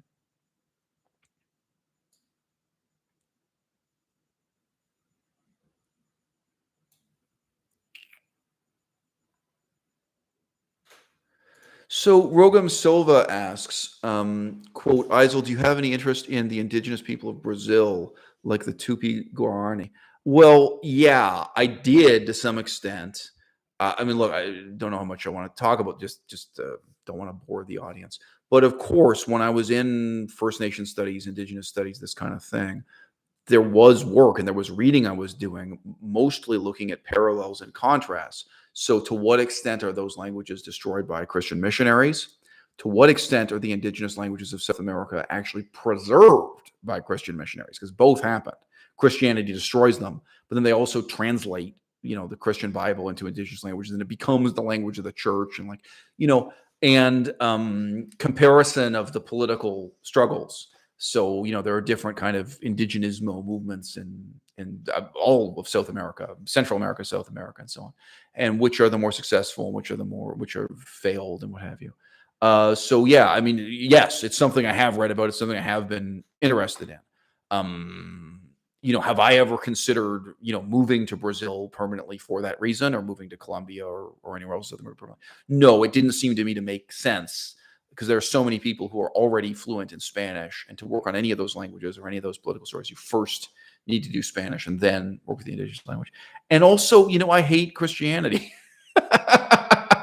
That's, for me and how I spend my time, it would be very difficult to put myself into such an intensely Christian context.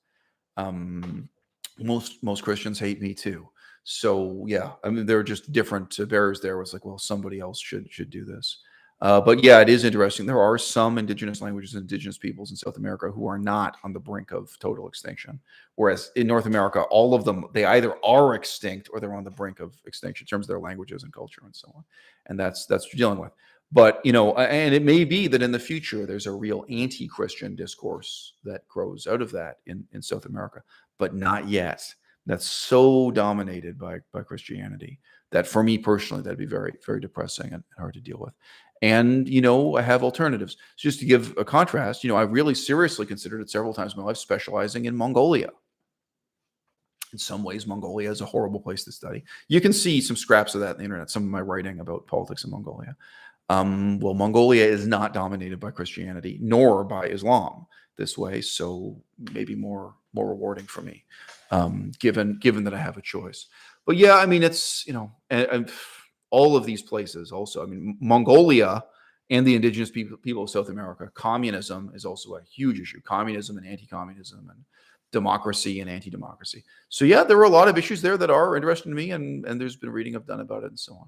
And Melissa and I, for a long time, were promoting this book. Well, it's not. Anyway, we did some book reviews related to that too. I'll leave it at that because I've talked about it enough in the past, and it's enough already.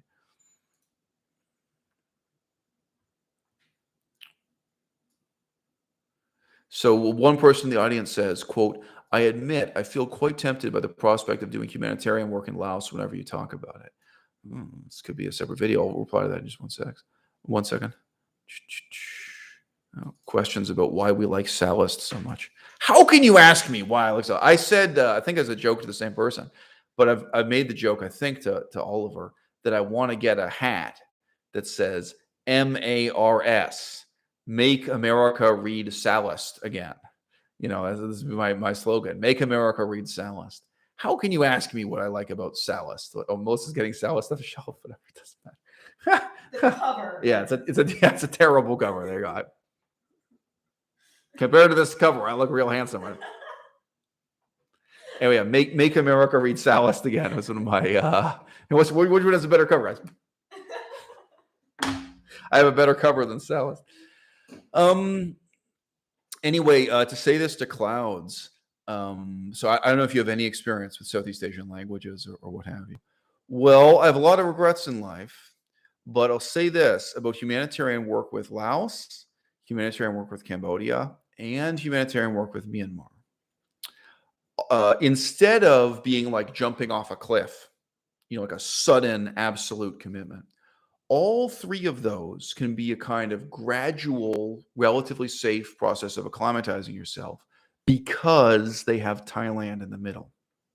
So to give an example, you can become fluent in Laotian and you can become well informed about what's going on in Lao politics without crossing the border into Laos, remaining in the adjacent part of northeastern Thailand, where an enormous number of Laotian people live, an enormous number of people are back and forth across the border.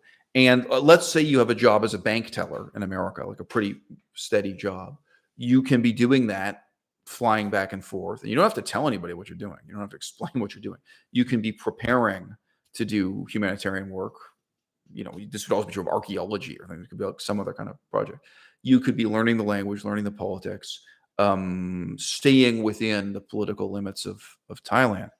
Now, again, some people will accuse you of being a CIA agent or a spy, and that's in some ways the life I'm describing. It's kind of similar to espionage. You're preparing and learning the language and learning the politics, learning what's really going on. And on both sides of the border, the reality of what's going on, a lot of it is secret. A lot of it has certainly never been written down in English. But even if you were searching the internet in Thai or in Laotian, you're not going to find written accounts of what's going on politically, as it unfolds. And I was going to say for current history, but you want to know what was going on in Laos in the 1980s? What are you going to read in English or in Laotian? Really?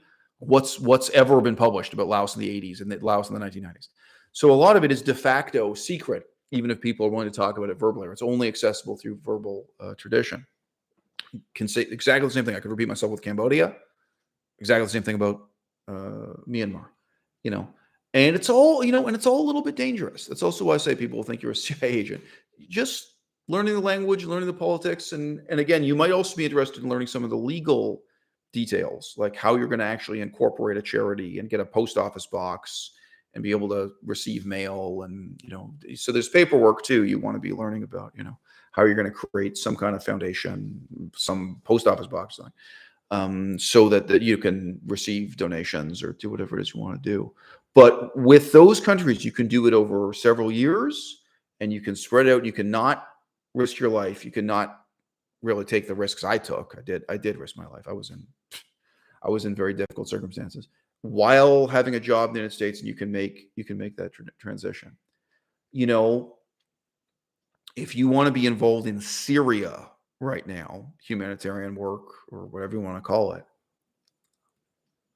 it's not going to be gradual. It's not going to be easy. It's not going to be safe like that. There isn't the equivalent of Thailand adjacent to Syria. What there is Jordan, right? It's just as dangerous. It's just as nice. I mean, sorry, what's adjacent is Turkey. Do you want to be out in the part of Turkey that's on the Syrian border? Right now, that's probably even more dangerous. You really get killed. Like a lot of these areas, there isn't a safe haven right next to it where you can work on the language and learn what's going on politically. Really learn the ropes over several years. I mean, right now, I think all kinds of things are possible with Ukraine. I wouldn't discourage you about Ukraine, but again, you have to think carefully. I mean, can you put in a foot before you put in a whole leg, or before you have both feet in and you have no home anywhere else? And this is your whole life. And look, so I was going to say, I do have regrets about this in different ways, but one of them obviously is just the ease of the language. Chinese is so hard. The Chinese language is so hard. And I'm aware I could be totally fluent in Laotian today. To be honest with you, I feel that way about Burmese too. I mean, Burmese seems so easy now that you've done Chinese. I did all these other languages too. I did Pali. I did, we worked on Greek for a while, Hebrew, obviously any language is a lot of hard work. Just learning Spanish is hard work. Just learning French is hard work. It is. I'm not minimizing that. But proficiency in spoken Laotian is attainable. Proficiency in spoken Burmese is attainable. And advanced literacy, reading and writing in those languages is so much more attainable than Chinese. So obviously there's always a little bit of regret in me. Just like, well, so I'm now 43 years old. How well am I going to be able to read Chinese when I'm 53? Like, I have doubts, guys. Like, I really have doubts. Will I be able to read a newspaper in Chinese when I'm 53? Maybe. It's only maybe. But with a language like Laotian or a language like Burmese, it doesn't have to be maybe. You can really, once you start working on it, you'll feel very certainly that you can attain advanced speaking ability and so on and so forth. And then, as I say, getting to know the political circumstance. So yeah, that's interesting. I think that's the first person ever who said that to me, that they're tempted by the thought of doing humanitarian work in Laos. Yeah, it's a hell of a thing to look at someone else's tragedy and try to make it your own. It's a hell of a thing to look at someone else's suffering and try to make it your own, And I think that is one part of the desire to make the world a better place, but it's not the only part. As soon as you get to Laos and start helping these people, you're going to figure out that a large percentage of them, as soon as you help them, they just want to get drunk. They just want to get drunk and eat meat and ruin the environment and live a totally reckless, self-centered, self-indulgent lifestyle. They want to live like Jake Paul, to be quite honest. You're going to realize that a lot of the people you're helping are horrible people. So on and so forth. So your good intentions. This comes back to themes dealt with in this book. I think it's dealt with in No More Manifestos too, but it's really especially this book. But the fact that I can have good intentions and I can help you, but I can't have good intentions for you, right? And my helping you won't transfer my good intentions to you, right? And you guys can visualize this easily enough if you're helping people who are alcoholics or helping people who are drug addicts. But sure, you get out and deal with that, But it's also something much more sophisticated like democracy, well, maybe I'm helping Laos, maybe I'm helping Myanmar because I want to help them have a democracy. But you help these people and you figure out the people you're helping, they don't want democracy at all. I don't mean everyone, by the way. The particular people you're helping, however many hundred or thousand there are, you can be dealing with that. Certainly with China, the vast majority of people in China will tell you straight to your face they don't want democracy. So what are you helping them do if you're helping China, the Chinese? They may even be quite proud to tell you that they don't want democracy. So a lot of people don't want sobriety. A lot of people don't want democracy. So again, you have good intentions, but you can't have good intentions for someone else. And this is so these problems of motivation are dealt with here. So so Alia, read the book. Someone else just said, she, I presume, is 20 years old and not sure what to do with her life and has also attempted to do humanitarian work in a different country. So Alia, read the book. It's $1. As Melissa was just saying before, if you were here, that it can change your whole life. But the question I put to people again. So Alia has volunteered to raise her. She's 20 years old. I would say this is someone who's 40 years old or 50 years old also. The ultimate question is not of the outcomes you're going to achieve, but of what kind of person you want to be. So if you do this for 5 years, because you can't commit 100 years, you can't commit 50 years. Okay, who are you going to be after 5 years of doing this? And sometimes with some kinds of humanitarian work, the answer is not good. It's not going to make you a better person. You're not going to learn anything. You're not going to benefit. It's really just going to be a waste of your time and potential when you could have been reading Sallust, when you could have been reading Cicero or something. There could have been something better you were doing with those years. And, really, there's some forms of humanitarian work where you will not benefit in that way.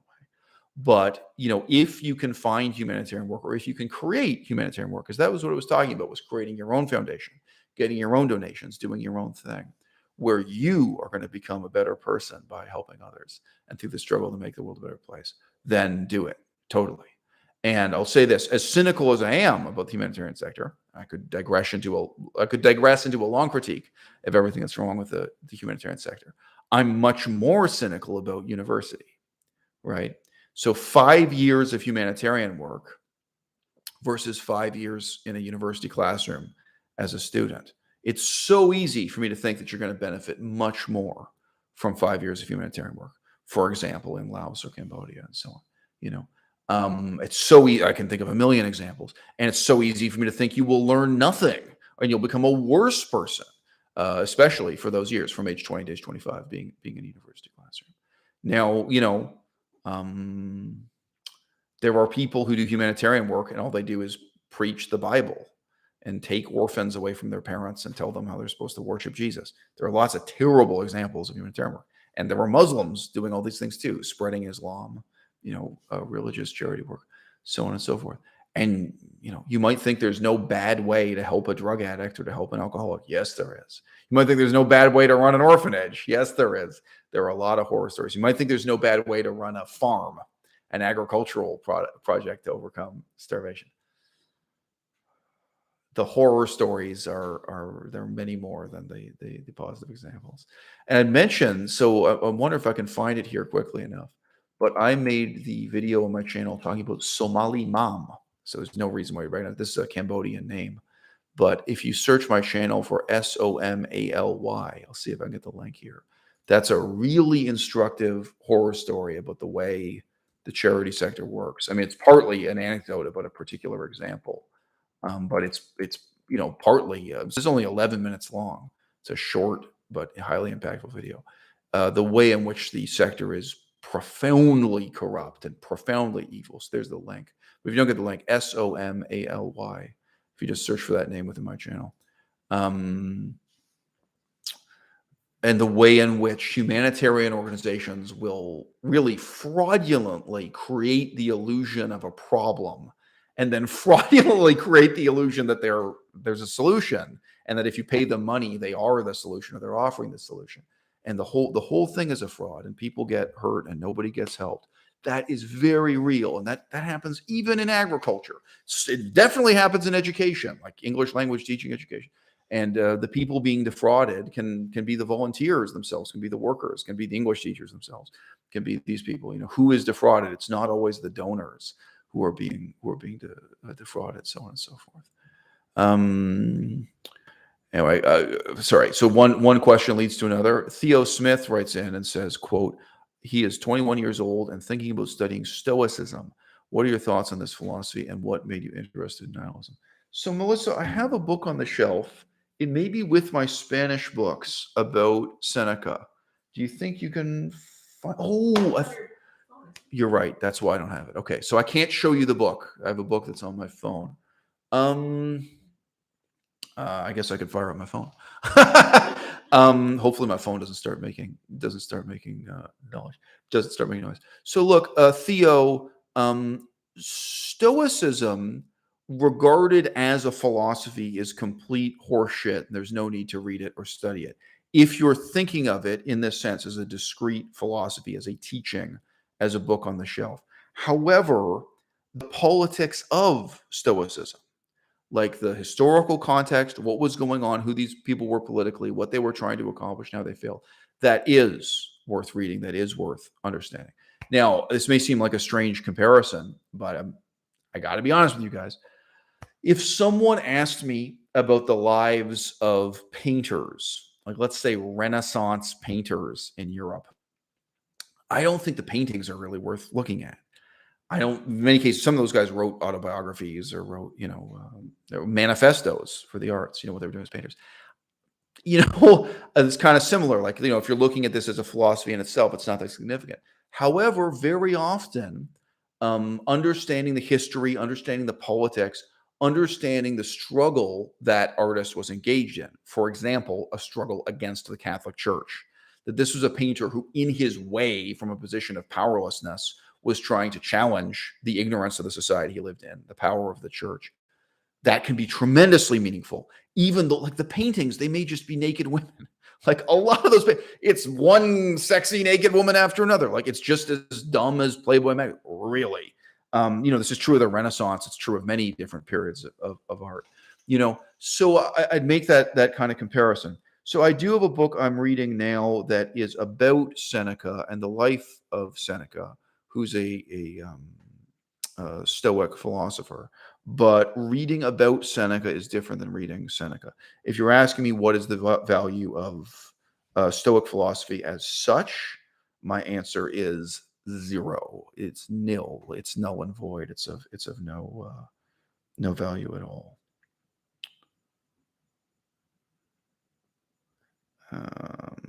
Just get you the actual title of the book. I haven't finished it, but I have a positive. So the title of the book is The Greatest Empire, A Life of Seneca. And one of the few female authors who's been featured on the channel. The author is Emily Wilson. So is that the first female author we've covered on this channel? Covered positive. But anyway, so far I have a very positive impression of it. We'll see.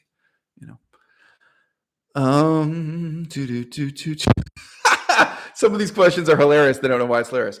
Ari asks, quote, if you could continue your studies at any university in the world, what would your top 3 choices be? What a great question. Not applicable, not applicable, not applicable. There are zero positive options for me anywhere in the world. And this has now been researched. I'm now 43. This has been researched for 20 years. We had 20 years of research on this. And sorry, I've told this anecdote before, so I'm going to tell it really briefly. I've spoken to hundreds of university professors, hundreds and hundreds. This is not a low number. It might be over 1,000, but hundreds of university professors I've spoken to certainly over the years. There was one university professor I spoke to. He was actually rejecting a peer-reviewed article I'd submitted, and it was rejected before it went to peer review. And he wrote to me and said, hey, look, I'm sorry the delay took so long, but no, we're not going to publish it. We're not going to peer review. But he said, in effect, like, look, it's a brilliant article. It's a good article. I forget how flattering he was. He said, but we're not going to publish it for this stupid reason. It was completely basically, he said, all we publish are the articles of people who are personal friends of ours. We don't really, like, this isn't really peer review. It's not really based on there. And I remember I wrote back to him and said, well, look, I know how full of shit you are because the article was about Cambodia. You published this other article about Cambodia, and I know the guy who wrote it. He doesn't know anything about Cambodia. He's never been to Cambodia. He's just a friend of yours, so you published his article about Cambodia. You do publish articles about Cambodia, but you publish articles by a complete ignoramus when they're about Cambodia. You won't publish articles by someone who's actually devoted years of their life to this and has lived there and studied the language. Like, this is the reality of your. You pretend this is peer review. It's not. It's just nepotism.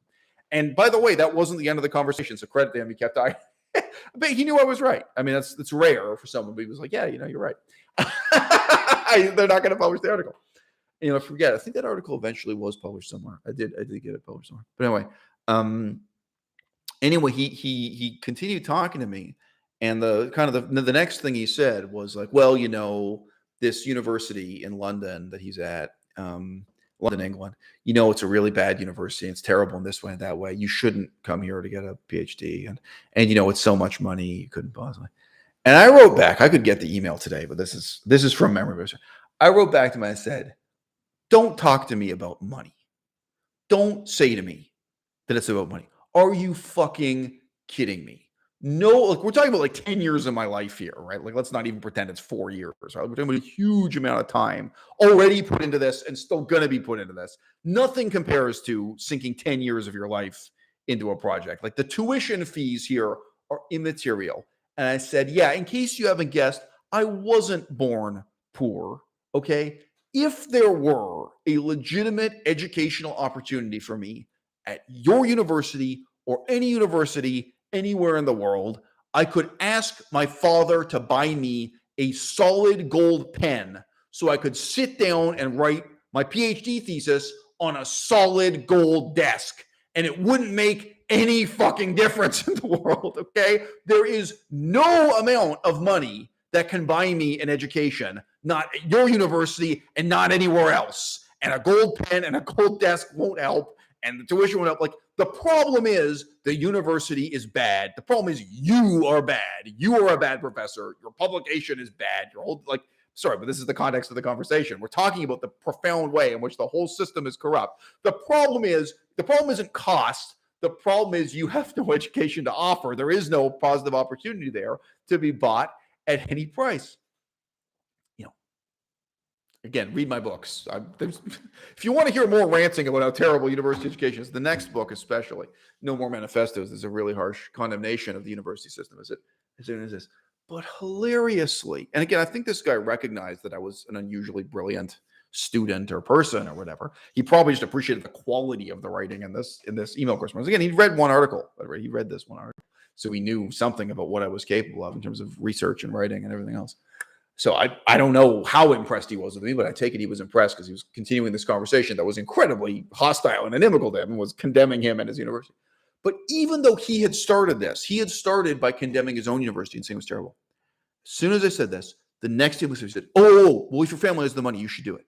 Oh, if your parents can afford it, oh, you should send it. And look, I'll talk to a professor. We can get you in. Completely overturning what he had said himself before, that it's a terrible university, terrible place, you shouldn't study it, and completely overturning what I said. Oh, you got the money? Oh,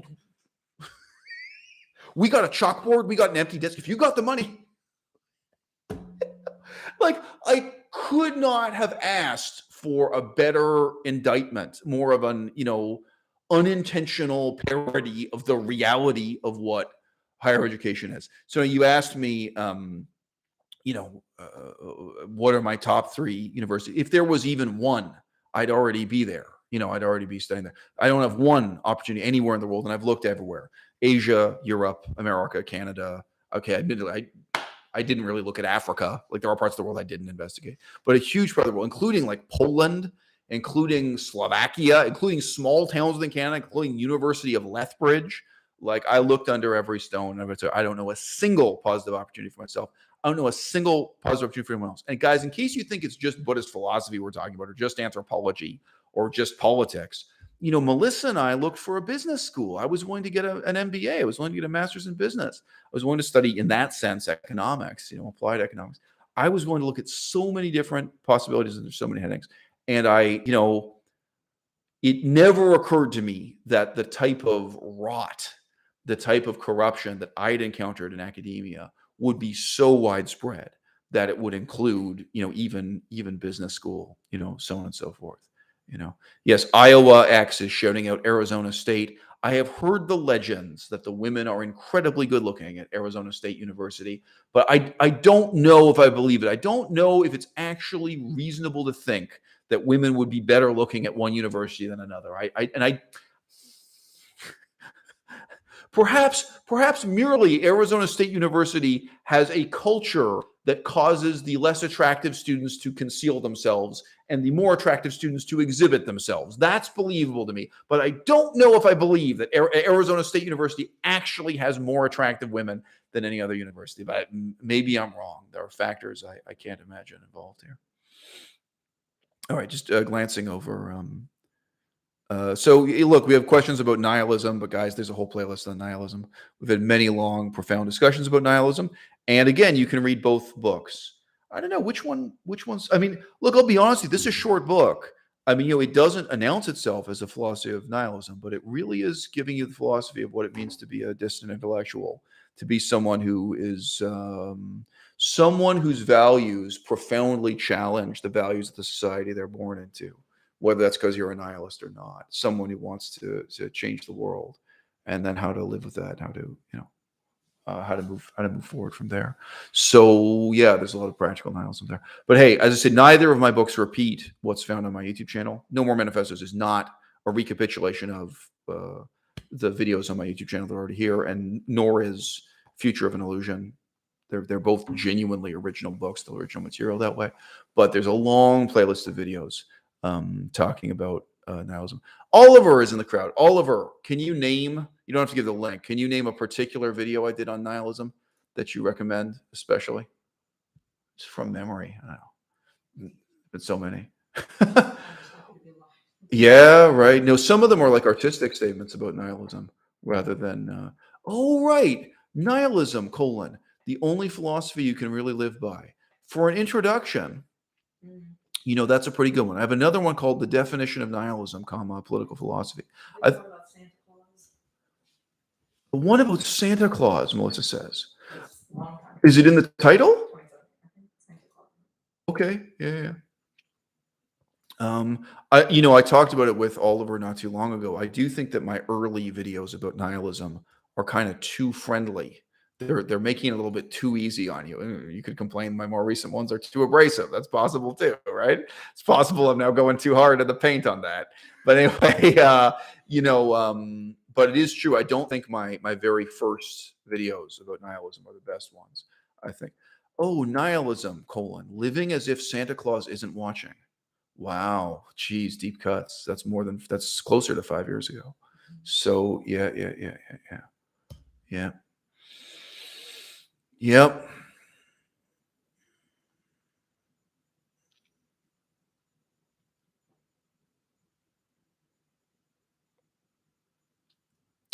Okay, guys. So in wrapping up this video, I'm just going to say we opened with a discussion of nihilism, not a discussion of nihilism.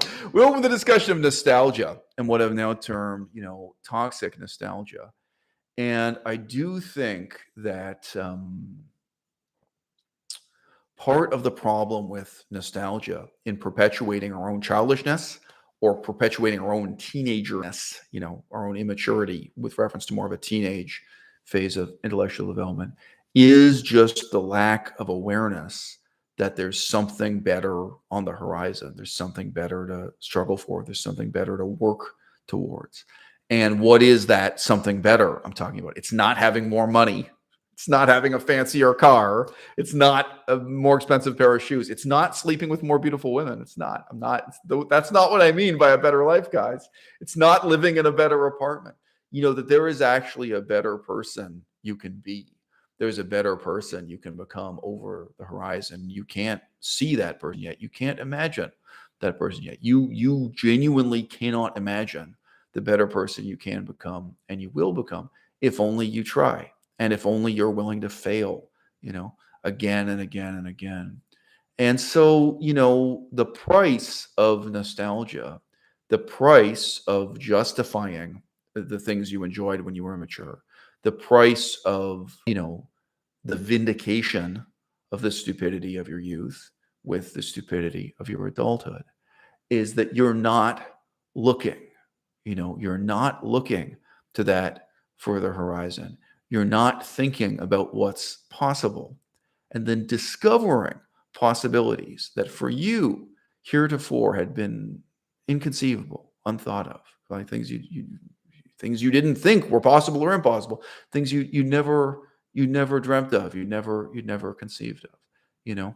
Um, this is, shutting off the yearning and restlessness that is absolutely part of the experience of youth that, ironically enough, nostalgic middle-aged people are trying to recapture. They're trying to recapture that spirit, that feeling, that sense that they could have been a policeman, they could have been a farmer, they could have been anyone. They could become somebody different. They could do something daring. They could challenge themselves to do something they now find terrifying and become a different person as a result. We use this term edgy today, mostly in a sarcastic way, in a caustic way. An edgy teenager or somebody doing or saying something edgy. Well, yeah, when you're young enough and ignorant enough, everything is edgy. Every trivial thing is edgy. Always remember this. This is a nothing moment, but it was so telling to me. So we used to spend time in the south of France because my daughter was connected to the south of France. My ex-wife's family is connected to the south of France. And there were a lot of very rich people in the south of France. There were poor people too, but there are millionaires around. And I remember I was just walking past, it's in a very rich neighborhood. It was a very expensive cafe. And there were two girls, I don't know, 19-year-old girls. There were two female friends. And it was just so telling. You could absolutely read it on their face. And you could also tell from their clothing and so on. These were incredibly wealthy girls who had been raised in such a wealthy family. And by the way, there was a yacht harbor right there. Like probably their parents were on the yacht. And they were just so excited to sit down in a cafe and talk with each other without parental supervision and without, some kind of caretaker, or security guard. So they're like, oh, wow, we get to order for ourselves. You know what I mean? And I get that. I mean, especially with wealthy people, a lot of them have been, put in this ultra conformist position where other people are taking care of them. Just the level of risk involved in walking alone to a cafe to not have someone drive you there or not have someone order for you or something. I get that. When you're young enough and you're ignorant enough and you're sheltered enough, right? Even that has a kind of thrill, has a kind of excitement to it of pushing into the unknown, right? What nostalgia is ultimately is this attempt to keep yourself fettered to the ignorance of youth so that you can have the enjoyments of youth. And you can't. You can't. Cheating on your wife is never going to make you happy. Cheating on your boyfriend, cheating on your husband, it's not, And I was going to sound ridiculous, but you can talk to people about this. People who talk about the excitement of buying their first car, it's very alien to me. Even if it was the worst car in the world, it was your first car. You were so excited. You were so proud. And it probably was scary too. Your first time driving on the highway, your first time driving to a new place. You didn't know where you were going and driving into the unknown. Well, guess what? You can never have that again either. It's all based on ignorance and fear and childishness and stupidity, right? You can't have that. What you have to be looking at, what you have to be aspiring towards, what you have to be motivated by is something over that horizon, is a better person you can be. Again, look back at those experiences as stepping stones if you can. Maybe they were tragedies and heartbreaking, like for real. I get that. Hopefully, to some extent, they were stepping stones preparing you now to have different aspirations, different ambitions. Ambitions that cannot possibly revolve around video games, comic books, cartoons, pornography. From my perspective, I can't even be downhill skiing. I'm sorry, maybe downhill skiing was very thrilling for you when you were 14 years old. Maybe, I can imagine your first time being on skis, like your first time driving a car. It can't be about fancy cars. You know what I mean? The meaningful life, I'm sorry, but it definitionally leads you away from all of these meaningless things and all of these childish things. And what it's leading you towards, or what it is you're going to chase over that horizon, definitionally also, that's something you can't imagine yet. What will make you happy? What will be meaningful and rewarding for you as an adult? It's different from what will be fascinating, alluring to you as a child in many ways. Like I've already given examples here. Playing Sonic the Hedgehog 2 when I was a boy, or just seeing a beautiful woman or what have you, the way that these things can thrill you. Okay. So I've reflected on many different aspects of how, happiness as an adult, a meaningful life as an adult is different. But I'm going to add just one more at the end of this video. Okay. one of the differences about being an adult is responsibility as opposed to irresponsibility. One of the differences as an adult is caring about consequences. One of the differences as an adult is thinking long term, thinking about where you're going to be, what you're going to be doing, and who you're going to be just 5 years from now. And as soon as you start thinking that way, the limited number of hours you have when you're really alert, because we're all awake for we say we're awake for the same number of hours a day. We're alive for the same number of hours a day. You may sleep 12 hours, you may sleep 8 hours. The number of hours you have per day in which you can really be productive. And if you have a 2-week vacation from work, right, the number of hours you can be productive during those 2 weeks, right, that's limited too. Okay, as soon as you are thinking in this more adult way of taking on responsibilities, of having ambitions, of being aware that there's this other person you're going to be just 5 years from now, and you're fashioning them, you're forming them with the decisions you make today, it becomes inconceivable to you, and it becomes repugnant to you to go on living the way you did when you were a teenager. It becomes inconceivable to you, it becomes repugnant to you to chain yourself to childish pleasures, to wrap yourself in a kind of voluntary ignorance so you can go on enjoying childish pleasures. And if you still actually own the comic books from you still actually own the video games, you're only going to feel a sense of revulsion and remorse towards them and looking at them and saying, this is what my life used to consist of. This was my happiness. This was my joy. This was what consumed me. And yes, y'all, I think there are a lot of men. Because I don't think it is talked about on YouTube. I think men don't talk about it on YouTube. I think there were a lot of men who got to look back at the women they were sleeping with, whether it was a monogamous girlfriend or whether they were cheating on one girlfriend to cheat on. But let's say, the women they had affairs with, the women they pursued, and the way in which those affairs utterly consumed them, and then who they were and what they were left with afterwards.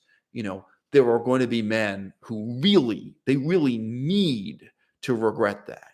They really need to look back on the meaninglessness of that and start thinking about new directions and new meaning in their lives. I think for middle-aged women, it's just even more taboo. Middle-aged woman who cheats on her husband, sleeping with a younger man, and then she's left with these same kind of regrets or reflections. Even if she hates her husband, by the way, doesn't mean her husband's a good guy. Doesn't mean I like her husband. I'm just saying, no matter how horrible her husband is, you live your life in the pursuit of these short-term, self-centered, selfish pleasures, and now you're left with these unanswered questions, right? Certainly, the erotic impulse that as I've described at length is also involved in this kind of toxic nostalgia. It leads to the same regrets and the same demand for new horizons, new mandate, new mission, new ambition. And there's this new person, there's this different person, there's this other person that you are going to be. I think it's hard to visualize what we mean by responsibility when you're talking about the life of an artist, talking about a creative artist, talking about a YouTuber, talking about a writer. Take the time and think about it. It'll get less vague. Right? I write books. Okay, I don't know how many more books I'm going to write. I have some other books I'd like to write in my mind right now. I'd like to publish children's storybooks too, not just books for adults. I make YouTube videos, as you may have noticed. I'm not sure what creative arts I'm going to go into. It seems like it's not going to be painting or drawing for now. I've really considered that in the past. It's creative work I want to do. What is the role of responsibility in being a creative artist, in being a creative person? It might be easy to talk about responsibility when we're talking about humanitarian work. People are starving. You want to take responsibility and give them food. Constant responsibility is very clear. All right. It takes a little bit more philosophizing to think about what it means to have a sense of responsibility as a painter, as a poet, as a writer, as a YouTuber, right?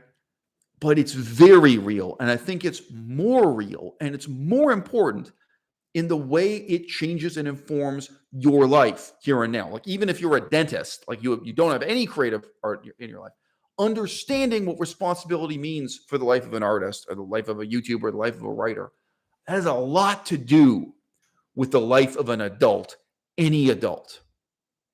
And frankly, what the meaning of life for you means on a day-to-day basis. Talked to so many different people on YouTube over the years who have lived in Thailand. 6 months, 1 year, 2 years. Sometimes people live there for 5 years.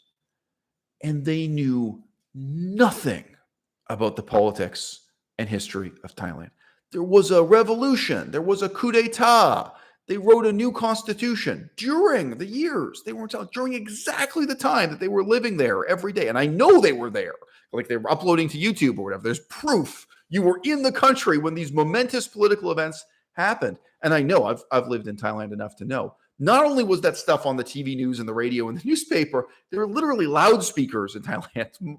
Melissa, I don't remember that. We were there, yeah. So at different times, there's different, yeah. But there can be literally loudspeakers blaring, letting you know what's going on. What Yeah, I just say I found that interesting because I had been in China, which is that's right. That's so much. In America, it's so much more subtle in China. Yeah, in America, people say like this is this horrible dictatorship, but like actually being in Thailand and hearing these government announcements on the loudspeaker in Chiang Mai, wow, I wasn't expecting that. Yeah. Okay, good suggestion from Oliver. I'm just going to give the link to that. I asked Oliver what he'd recommend for a major video on nihilism. Ooh, that's an old one. Okay, well, if you say so. Nihilism, religious ideology versus political ideology. Give the link for that for what's worth. That's cool. That's Oliver's pick. Anyway. No, that's good. If I watched all these videos again now, maybe I'd agree with him. Maybe I wouldn't. Yeah, that's true. Anyway, it's funny. Political propaganda in China is much more subtle. But yeah, in Thailand, it's not. That's like, how did you disregard these political conditions? How did you disregard these momentous changes in this development that were happening while you were there?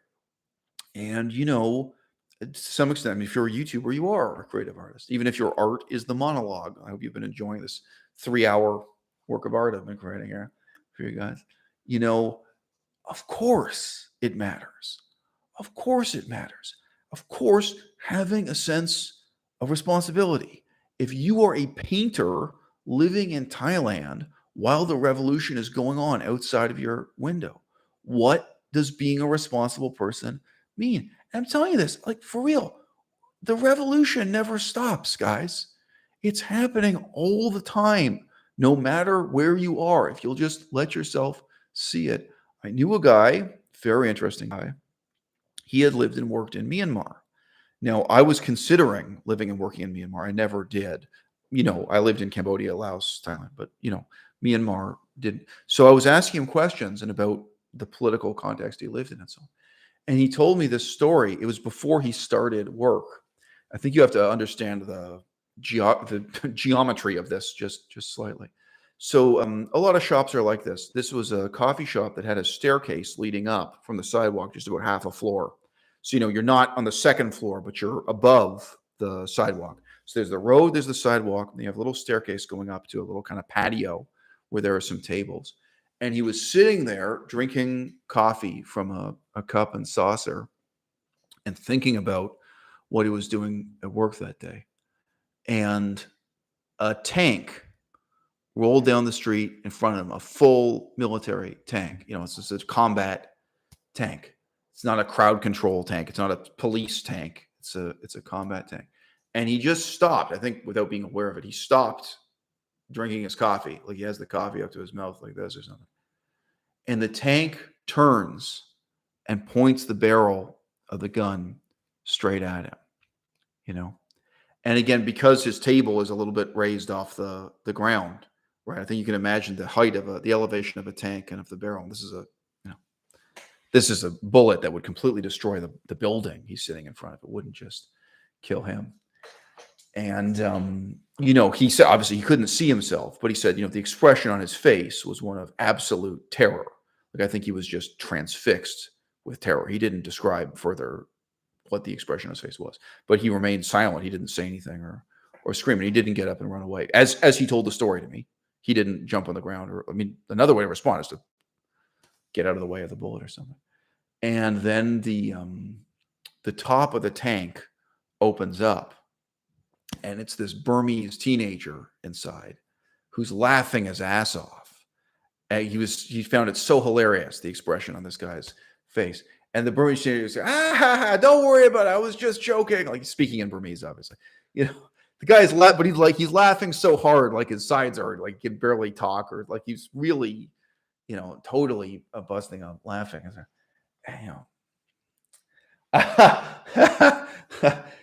Momentous political events are unfolding in front of you.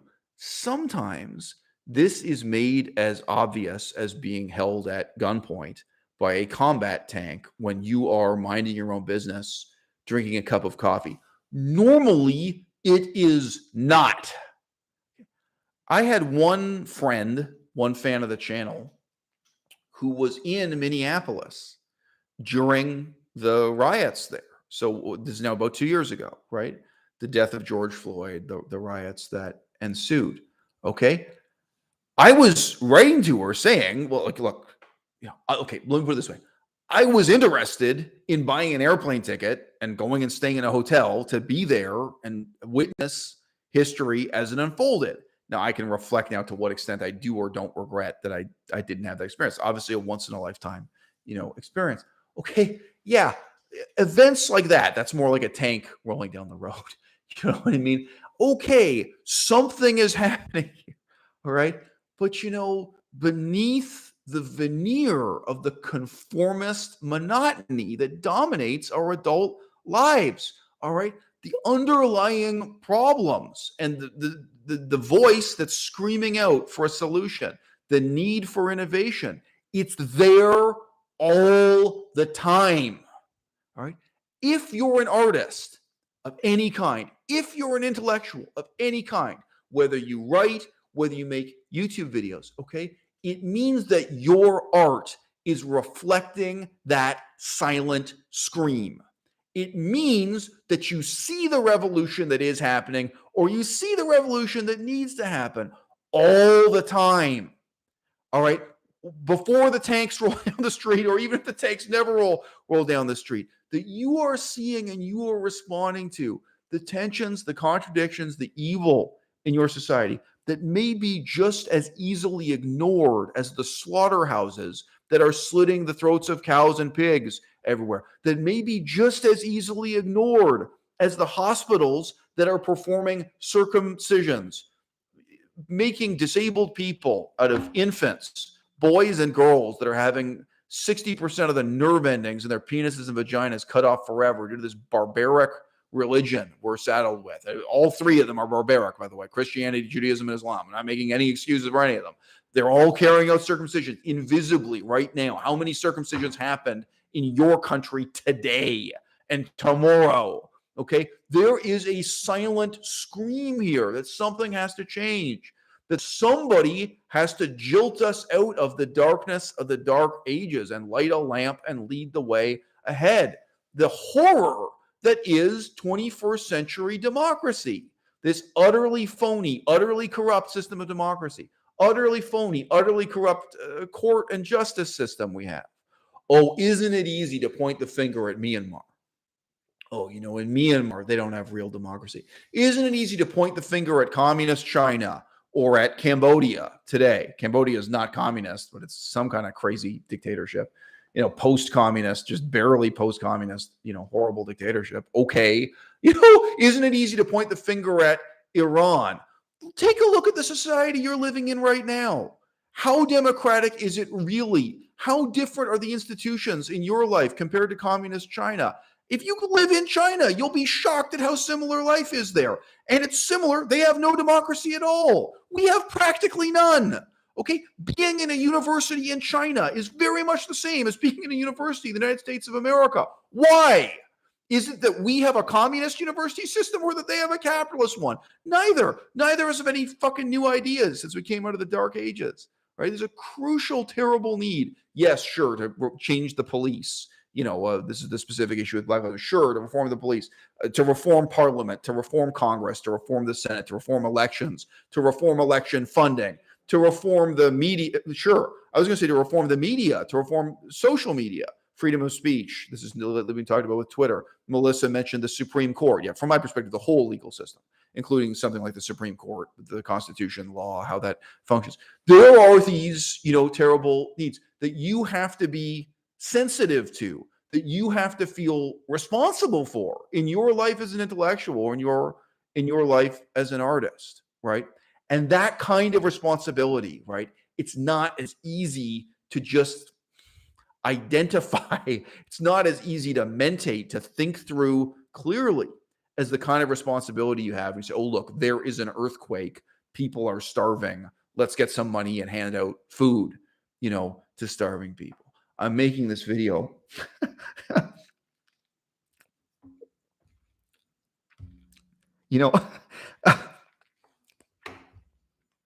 I really do feel that we live in a world that's starving for democracy.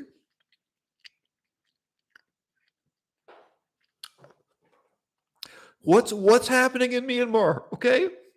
It fucks me up, all right? We live in a world that is starving for democracy. And it's not just Myanmar. It's not just Hong Kong. And we live in a world of mediocre, middle-aged conformists who are not willing to stand up and fight a revolution, who are not willing to lift a finger, who are not even willing to walk down the street to City Hall for the sake of democracy in their own homeland, okay? And in the same way that being vegan involves a kind of commitment where you say, look, I accept that not everybody has what it takes. Not everybody can be vegan. But in a sense, I'm going to be vegan for you. I am going to stand up and do the right thing in place of all the people who should but can't and won't, even if that's just because they're too stupid or too immoral or whatever it is. Like, okay. Some people can't be vegan, but I can, all right? The role of a dissident intellectual and the role of a creative artist involves you stepping up, you taking on that responsibility and that burden, because maybe other people can't. But if you can, you must. That's your responsibility. And I'd like to think if you watch my YouTube videos and you read my books, once you see it, it's something you can't unsee. And then you also will feel this terrible sense of responsibility I do to make the world a better place. I say, I remember a black politician saying, a black American politician saying that he always felt a connection to the Jewish people in America.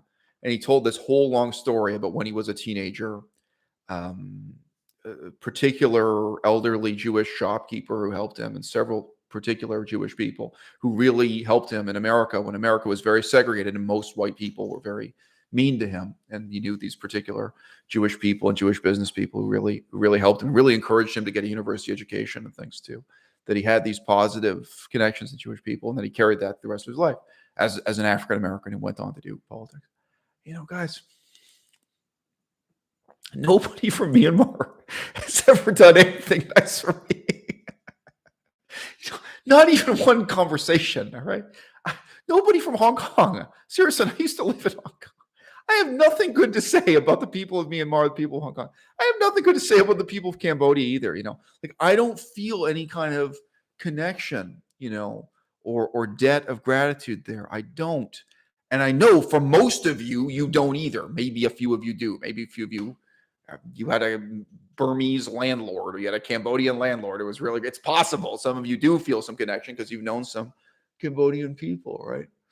But I mean, my point is this obligation you have, it isn't just to your own homeland. It isn't just to people you like. It's the same obligation to the people you despise and to the people who despise you back. This really is a question of the future of the planet. It really is a question of the future of the world. And that's the burden I live with.